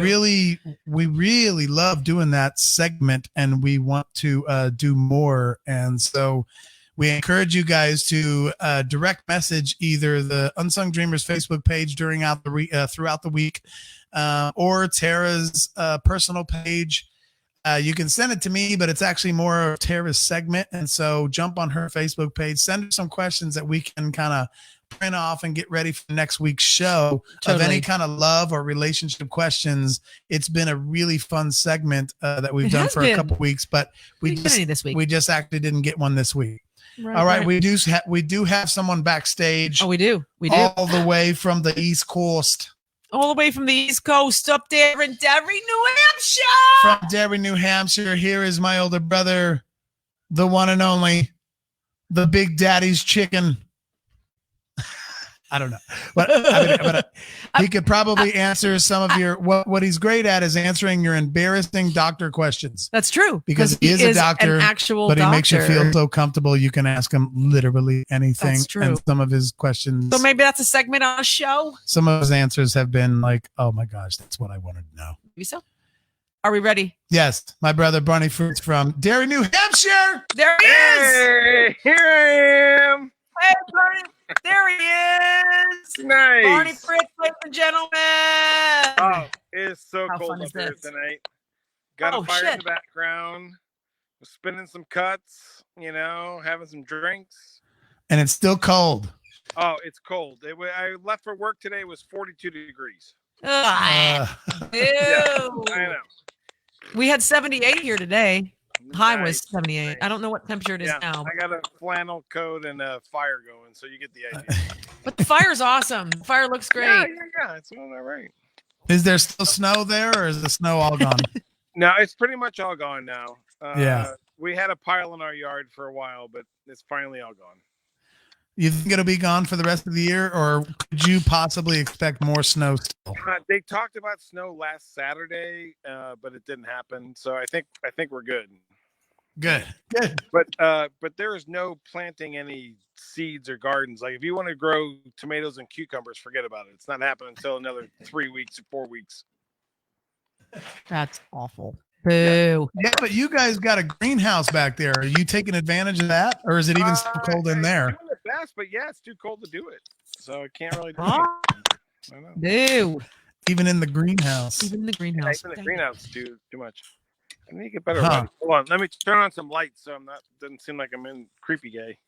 You're all creepy.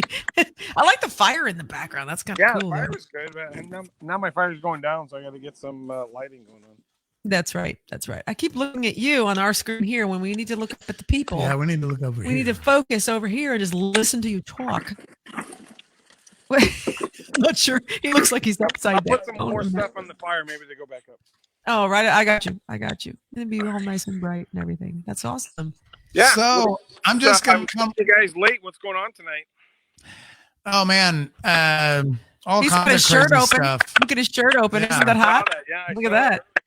Super I'm hot. waiting for my I saw medallion. the Busch Light, Bud Light debate. I saw That's that. it. That's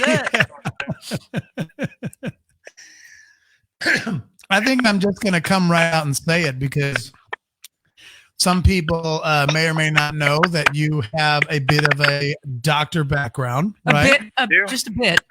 So do you have? I'm gonna pretend like I'm a major news source here. Right. Okay.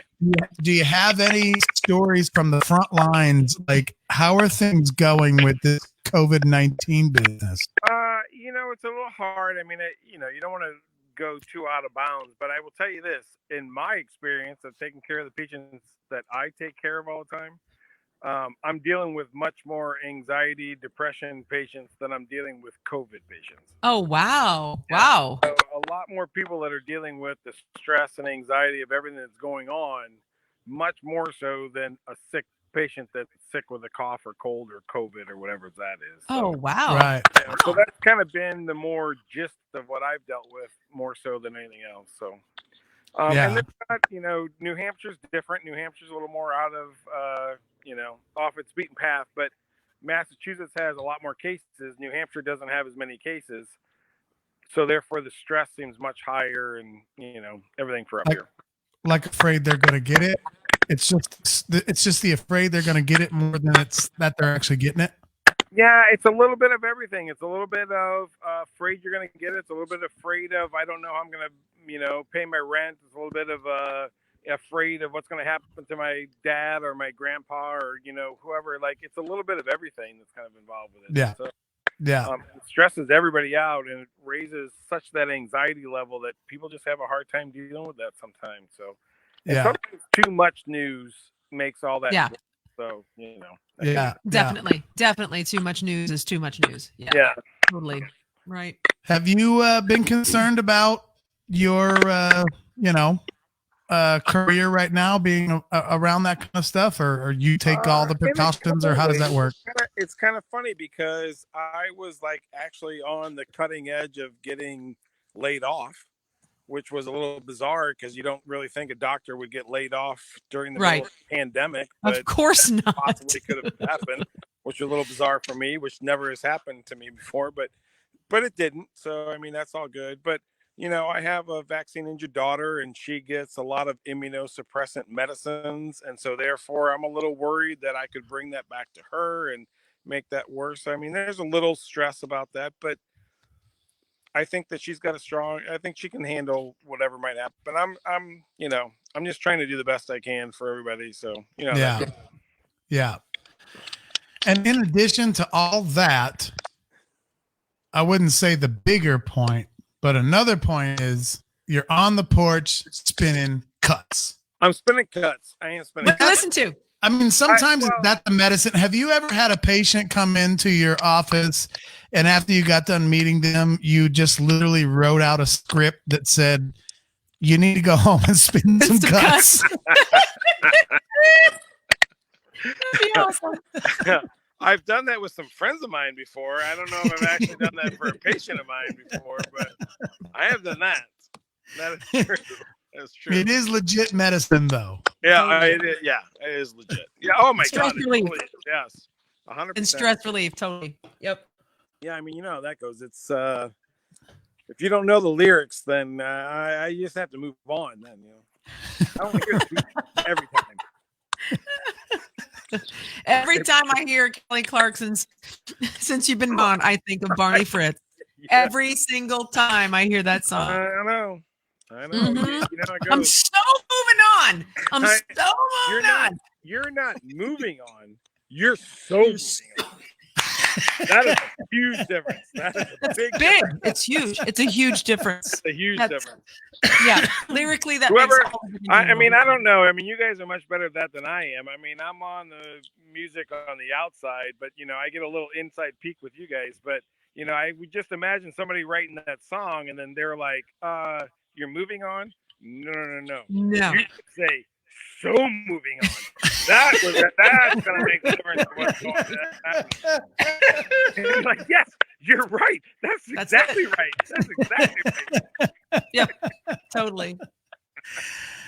Oh my gosh. Thank you so much for joining us on the show, and thank you for your support, man.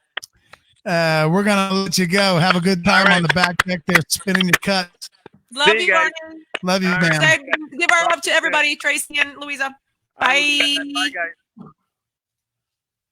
Dr. Barney Fritz from Derry, New Hampshire. Also Dan's brother. Doctor. Well, we should have a segment. We should have a segment. Dr. Barney Fritz. Dr. Barney Fritz. All right. So anyway. Yeah. What, you got something? I don't know. We got some guests here.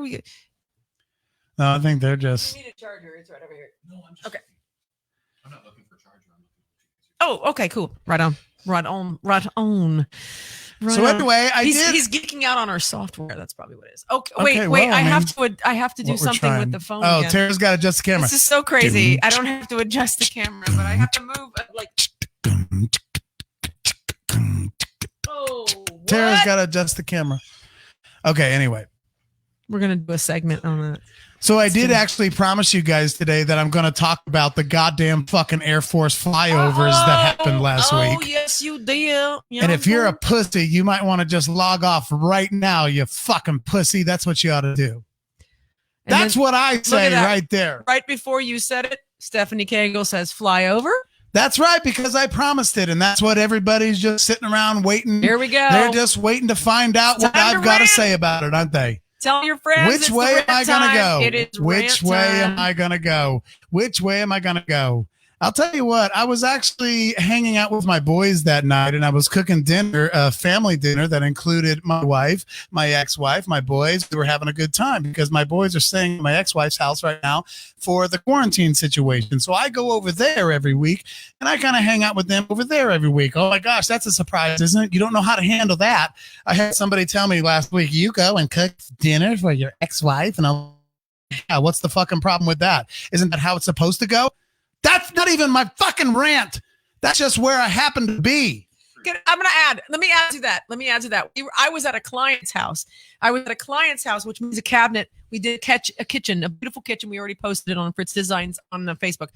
And I was talking about being over at the ex-wife's house, cooking dinner, and Dan was cooking dinner. And she just stopped in her tracks and she goes, "How did that go?" Like all stone-faced.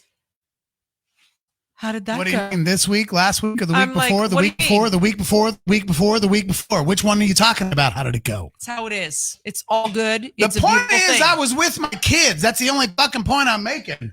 And when, man, I'm telling you what, already right out of the gate, what was so fucking cool is there's like at 6:22 is when the flyover is going to happen. So we go outside at 6:20. There's no planes. People start to give up and they start coming back inside. Yep. Someone stays outside, and I'm telling you, on the pin at 6:20, you can hear this motherfucker coming in. The whole fucking neighborhood is fucking rambling and rolling, and oh my god, it was awesome.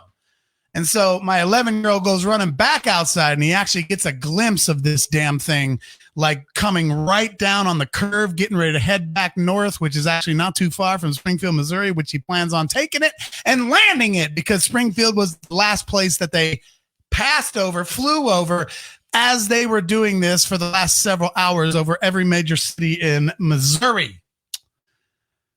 And it was awesome, and it was thrilling. And the look that I saw on my 11-year-old's face when he saw that stealth bomber was absolutely something I'll never forget for the rest of my life. I said to myself and to my wife, 5 minutes later, I said, "I'll bet you it's just a matter of time before some stupid motherfucker gets on fucking Facebook and starts bitching and moaning and complaining about whether this costs money or whether this was this or whether this was that or something to goddamn fucking bitch about." And sure enough, it wasn't 30 minutes later, so I was off on that because I guess 15 minutes later for all these fucking idiots to do this shit. But it actually took almost 30 minutes for them to muster up the 3 sentences that they wrote to bitch about how much this must cost and how it could have been such a better thing for the people who are in healthcare to tribute them something more and something they really needed and something that it was just such a shitty move for it to be a neat plane that flies over Springfield. Fuck you for saying shit like that. I'll tell you right now, why do you buy your little daughter Barbies for her birthday? You didn't actually go to the Walmart and get her a cake that had her name on it with some candles that you lit with a lighter, and then you sang happy birthday to her on her 7th birthday, did you? Because that's a fucking waste of money, and she deserves more than that. Your 7-year-old daughter deserves more than a cake. She deserves more than a Barbie doll. She deserves more than that. So fuck you for being a horrible mother and a father for getting your 7-year-old a fucking birthday cake with some candles and a little Barbie doll for her present, because she actually deserves more. And you should have been more responsible with your money. You should have put that money towards your utility bill and your house payment and your car payments, because that was a waste of money to give that money to your little 7-year-old girl and put that smile on her face. It was a waste. I'm just beginning, just so you know. All I'm doing right now is the outline. I haven't even gotten into chapter 1. I need to get a breath. And cough up whatever you need to cough up, because that was I don't really need to cough spit. anything up. But I'll tell you what, you stupid asses that complained about that. You stupid asses that complained about that. Adjust the camera, Tara. Sorry. We need some cleavage shots. Sorry. This is actually a real cleavage adjustment. I almost said a real cleavage adjustment. It's a real camera adjustment. You hit this and it hit that. And I have so many layers of shit that I want to talk about on this subject. I'll start with number 1. I have people that are in the healthcare business right here in Springfield, Missouri that I know personally. And they told me that flyover brought them to tears. So fuck you for spoiling that for them, first of all. Second of all, this was not done by the federal government. All you fucking know-it-alls, bullshit people. It was done by the Air Force. And it certainly wasn't done by the fucking president. Air Force is the ones who decided to do this, because the Air Force just did what they could. It was training missions that they already do, okay? They already do these training missions. But they just decided to change the path a little bit, to fly over a couple of hospitals of people who have been dealing with this shit for the last 2 months, just to say, what's up? You guys are badass. Was it everything? Are you expecting the Air Force to solve all of your problems? Are you expecting the Air Force to send you your checks? Are you expecting the Air Force to cover your food stamps? Is it the Air Force's job? No, because the Air Force only has one mission, which is to fly fucking planes. That's all they fucking do is fly planes and kill people on your behalf that need to be killed so that you don't die. That's all the Air Force does. So the Air Force just thought to themselves, hey, it'd be kind of cool to fly over some hospitals and just kind of show some people like, man, you guys are badass. Let's send our coolest fucking plane, a neat jet. Yeah, you're goddamn right. It's a neat jet. You're damn right. It's a neat jet. And they looked out them windows and they fucking loved it. And you still had to get on there and fucking bitch about it. You had to bitch about it. Well, I'm telling you that you wasted money and you didn't do enough for your 7-year-old daughter by buying her a cake and lighting them candles, because that was a waste of money. She deserves better. It's the same argument. You know what? Sometimes in our budget, whether it be a country, whether it be a personal life, whether it be anything else, you got to budget some fun. You got to budget some shit that's fucking thrilling.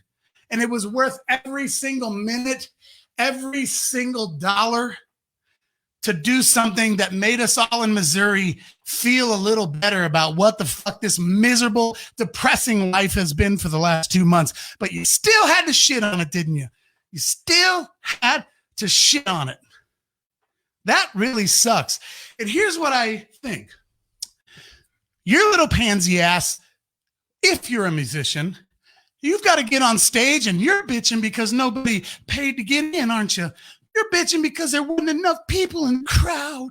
So that when I got done singing Purple Rain, there was only like 3 people that cheered for me. And that really bruised my pride. And it really bruised my ego, because when I sing Prince, I want the whole world to hear me. And I want the whole world to cheer and just really believe in me singing someone else's song like a paint-by-number musician. I really want people to cheer for my paint-by-number of the Mona Lisa. I painted the Mona Lisa. I painted every number. I did 1 to the color paint 1 and 3 to the color paint 3. And I did such a great job and nobody thinks I'm an artist. Oh, I'm so crushed. I'm so crushed. Next time, if I promote it better and if I make an event on Facebook, maybe more people will come to my show and see my shiny shoes. I hope they see my shiny shoes. Hey, Jer. Yes. I'm out of here. I just have to say there's a different dynamic to this show live than there is watching it from the screen. Totally. Absolutely. Peace and love you guys. Love you, Chad buddy. Smith. Ladies and gentlemen, Chad Smith. So when you're worried every single week because you play 5 times a week, What? that not enough people are coming out to your show, have you ever wondered who the pilot was that was flying that stealth bomber the other day? Do you know his name? Her name? Do you have any idea?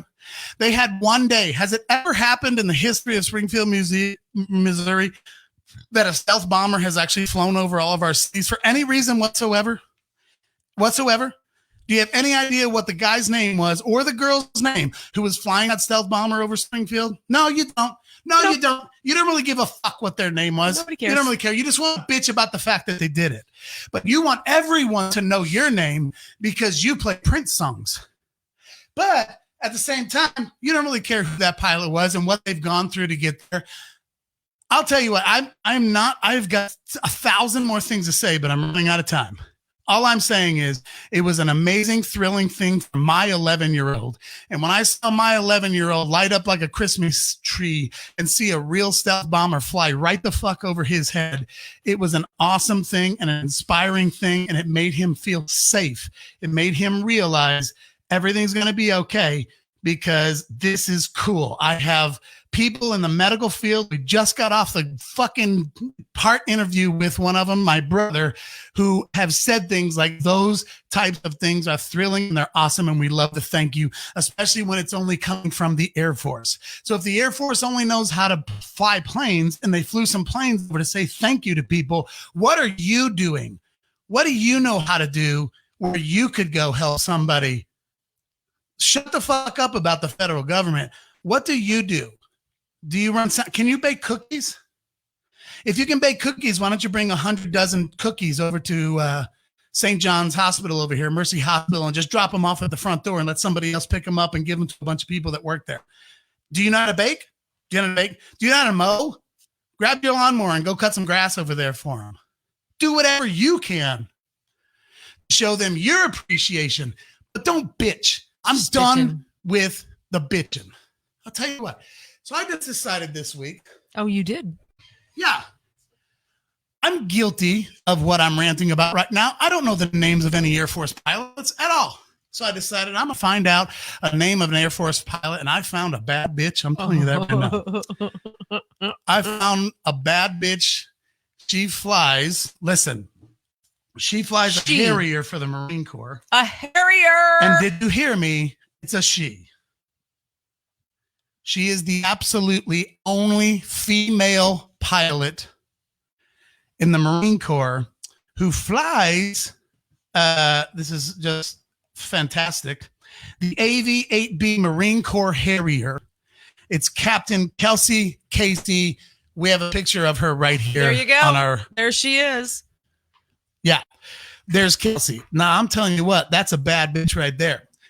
That is a Marine Corps Harrier. That plane is known as a jump jet. And for those of you who don't know what those planes are, the reason why they're called a jump jet is because they can actually take off and land vertically. They need zero runway.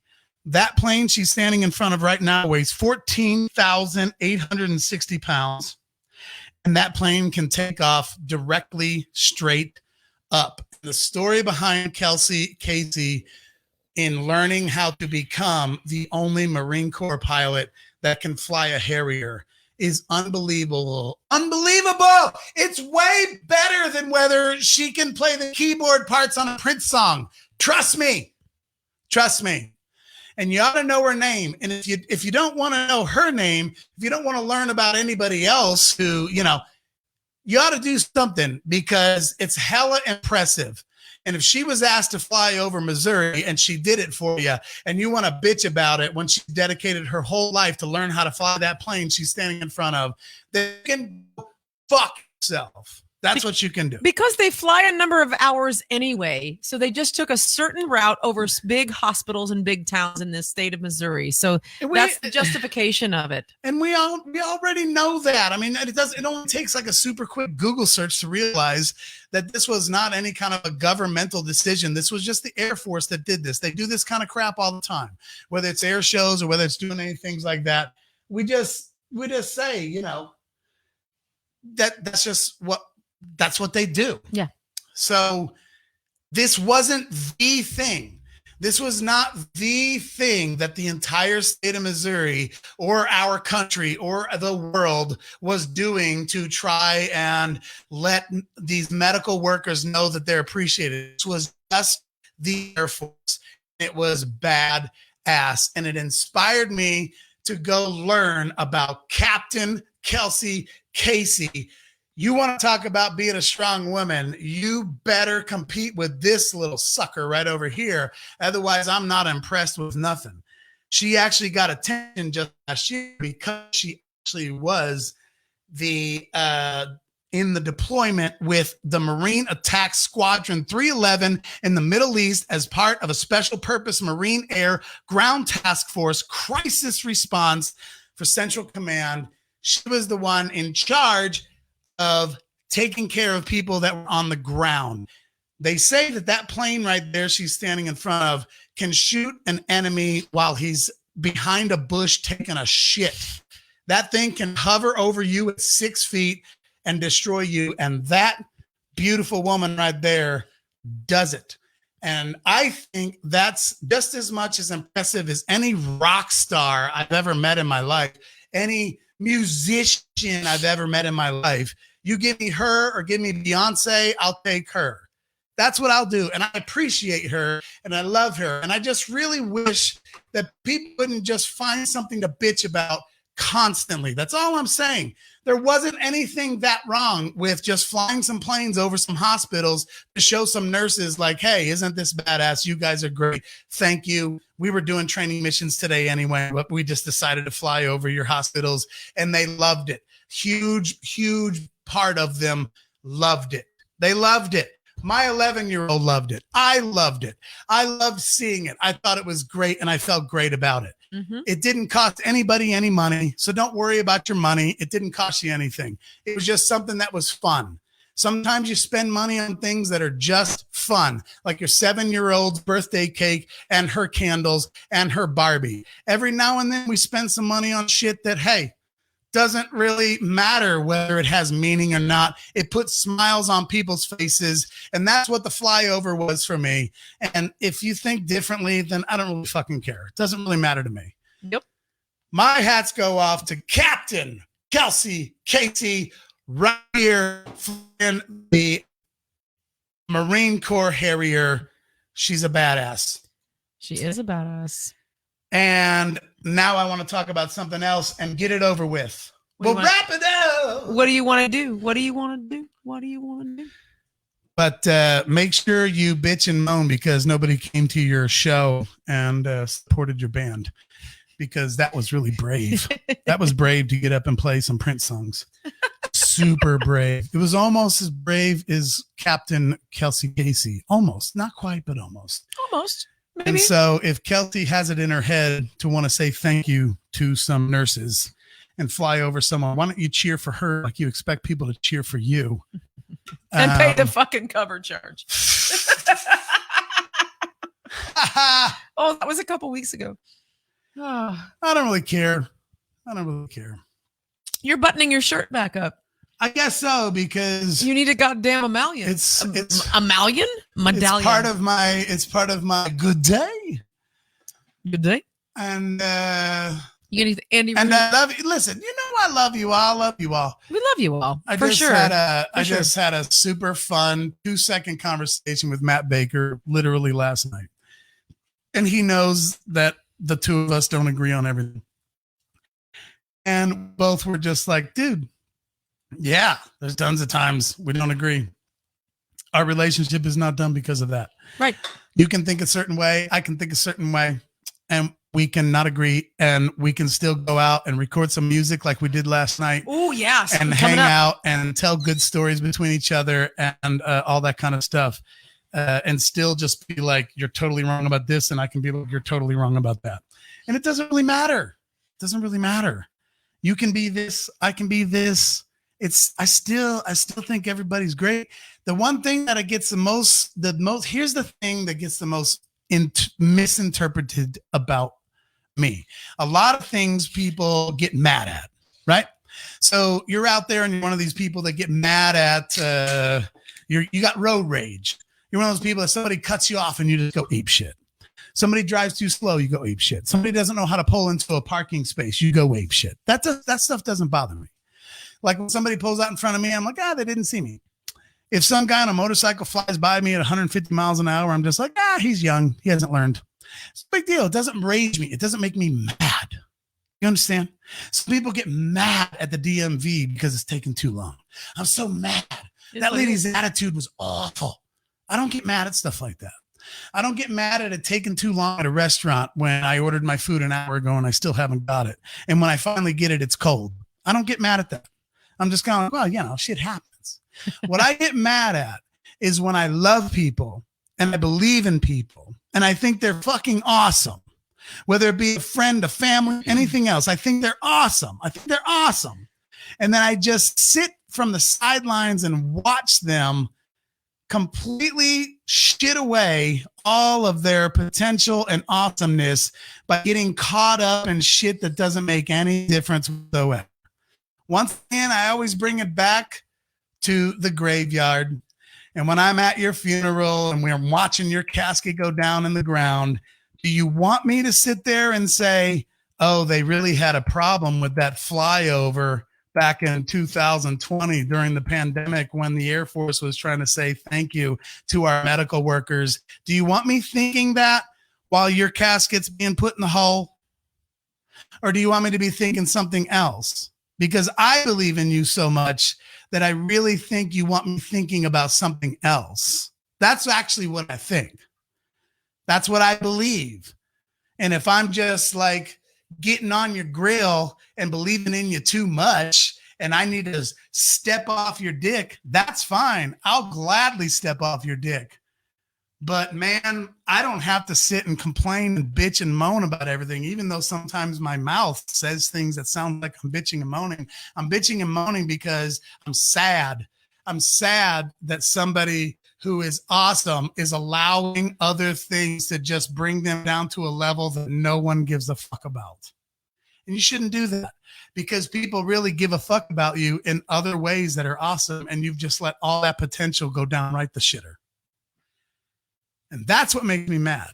Road rage don't make me mad. Taking too long with my dinner don't take me mad. Taking too long with the DMV don't make me mad. People saying shitty things to me don't make me mad. People who want to blah, blah, blah, blah, that don't make me mad. You know what makes him mad? Asking him where he wants to eat. Sometimes. That makes him mad. And you know why? That actually plays right into what I just got done saying. You know why that makes me mad? Is because when someone asks me, where do you want to eat? It's their form of it's their form of not being confident in themselves. I'd rather somebody just be like, I'd like to go eat at Lucy's because it's the best Chinese place in town. Or I'd like to go eat somewhere, blah, blah, blah, blah. And then I'll just be like, yeah, let's go wherever you believe in eating. Were you going to say that? I'm sorry. Well, that's why it bothers me when people ask me, where do I want to eat? No, it's the whole battle between husbands and wives and boyfriends and girlfriends and girlfriends and girlfriends and whatever your relationship status is. When there's an issue between where do you want to go to eat, and we've talked about this before, and this could erupt into a whole other rant, even though we're right at 2 hours. No, it's not. We're ending soon. Go ahead. But I'm just saying, when there's an issue about where the fuck you want to eat, and you feel like someone's just giving into you and whatever, and then you mention something that you want to do, and you get this as a text, meh. Then you're like, I just suggested 3 places, and I get meh. I think that's a totally different subject. I know. Though. I'm just saying. I just thought I'd throw that out there. It was just funny. It was just a little funny because it's 2 hours and it's time to close. No, yeah, fighting about eating. I actually created an entire card game. It's the greatest fight of our relationship is just where to eat or where to. It's crazy, but or backing a trailer, which is funny. Backing a trailer, I've seen 75 posts about backing a trailer between husbands and wives. This one is the best. He is the best. I've had issues with fucking trailer backing in my life. This one, he's like, I got you, boo. I'll back you. You can just direct me. You are the best. You would do a great job at backing trailers. I would, and you would, and we are good. We are fucking money at backing trailers as a husband and wife. Blah, blah, blah. Because you're awesome. You're awesome. Blah, blah, blah. Sorry if I got under anyone's feathers. I don't actually mean to. I just actually kind of wish everybody could be happier. That's all. Exactly. That's the thing that makes me mad. I guess that's what I was talking about earlier. Is the only thing that actually makes me mad is when people can't be happy. Right. And you can actually be happy because it actually is a choice. It's actually a choice. Nobody is forcing you to be unhappy right now about shit. Nobody is. Happiness is a choice. And I hate when people choose to just focus on negative shit and focus on just being a bummer about everything that's going on. It just really bugs me because I love so many people and I do have that empath spirit for other people. And I hate it that they're actually spending time in their life like complaining and moaning and groaning and bitching about almost everything that comes across the line, even if it's not always political. It's always something else. And yes, there is conflict in the world and there's bad things in the world and there's nothing we're going to be able to do to fix any of that stuff. We can definitely have some like do some things to help. But if you're not doing anything to help and all you're doing is bitching, then you're actually just wasting your time. And that's the kind of stuff that makes me angry more than anything else. Why? Because I love you. I love and I believe in you. I believe in your music. I believe in your voice, and I believe in your soul. And I think you can be more productive by bitching less and actually doing more. And I try. I don't always do it. Sometimes I super duper fail, but I feel like I'm in the same family as all of us. So I'm not saying I'm better or I got it figured out. Somebody ought to yell at me for bitching about shit. That's fine. Because we're in it together. And I just wish we could all just live a little happier and decide where we want to go to eat very easily. I think that's actually just part of what I've been getting at is, hey, why is there a fight between couples on where to go eat? Why can't just people be like, oh, yeah, I'll go eat there. I don't really care. It sounds good. Asparagus. It sounds great. Is asparagus in there? It's a parsley. I don't know.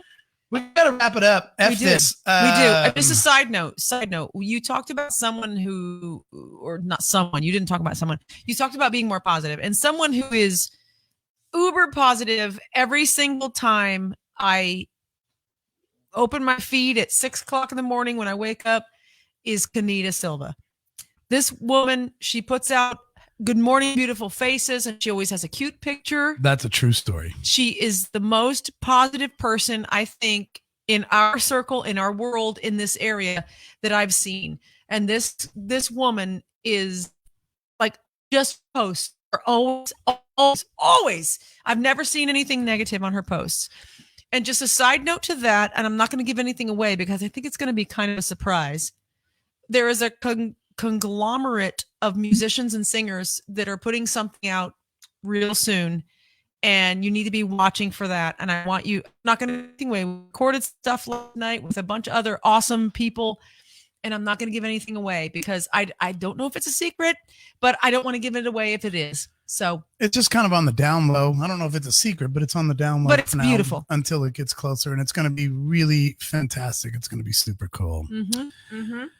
So we are over 2 hours. We went long. We saw some people come on late, and part of me is like this. We have like a late show going on. We started at 7, but we're going late because we have a whole new crew on the whole group right now. Kristen joined, and Julia and Kimberly's still here. So we're just kind of, I don't know, but we're done. I think we're done. All right. Sorry for those of you I might have upset, and you're welcome for those of you who got a laugh. You're not sorry. Out of stuff. Yeah, I really don't want someone to hate me, but I also am not going to keep my mouth shut. So what the fuck? What am I supposed to do? Part of what this platform is for. If you don't want to be my friend anymore and you're going to base it off of that, then we were never friends to begin with. So that actually doesn't bother me. There you go. That shit doesn't bother me anymore. So anyway, we got to go. We're taking too long. We're 2 hours. Thank you guys for watching. We'll turn this into an audio episode here within a week or so. And I can go back and listen to it and go, oh my God, dude, you need to settle down. You're going to have like an all right. Your face got bright red. I didn't bring that up, but this is number. This is, sometimes yes. I'm like, I know. So if you're listening to this audio wise in the future, when we post this, you can always see the videos at the YouTube channel. Just search Unsung Dreamers on YouTube, and this video will be there. Unsung Dreamers Chat number 21. Thank you to all our patrons who have gone to Patreon and given us some cashola. You can go there too if you'd like to. Please, please, please. We appreciate you one and all.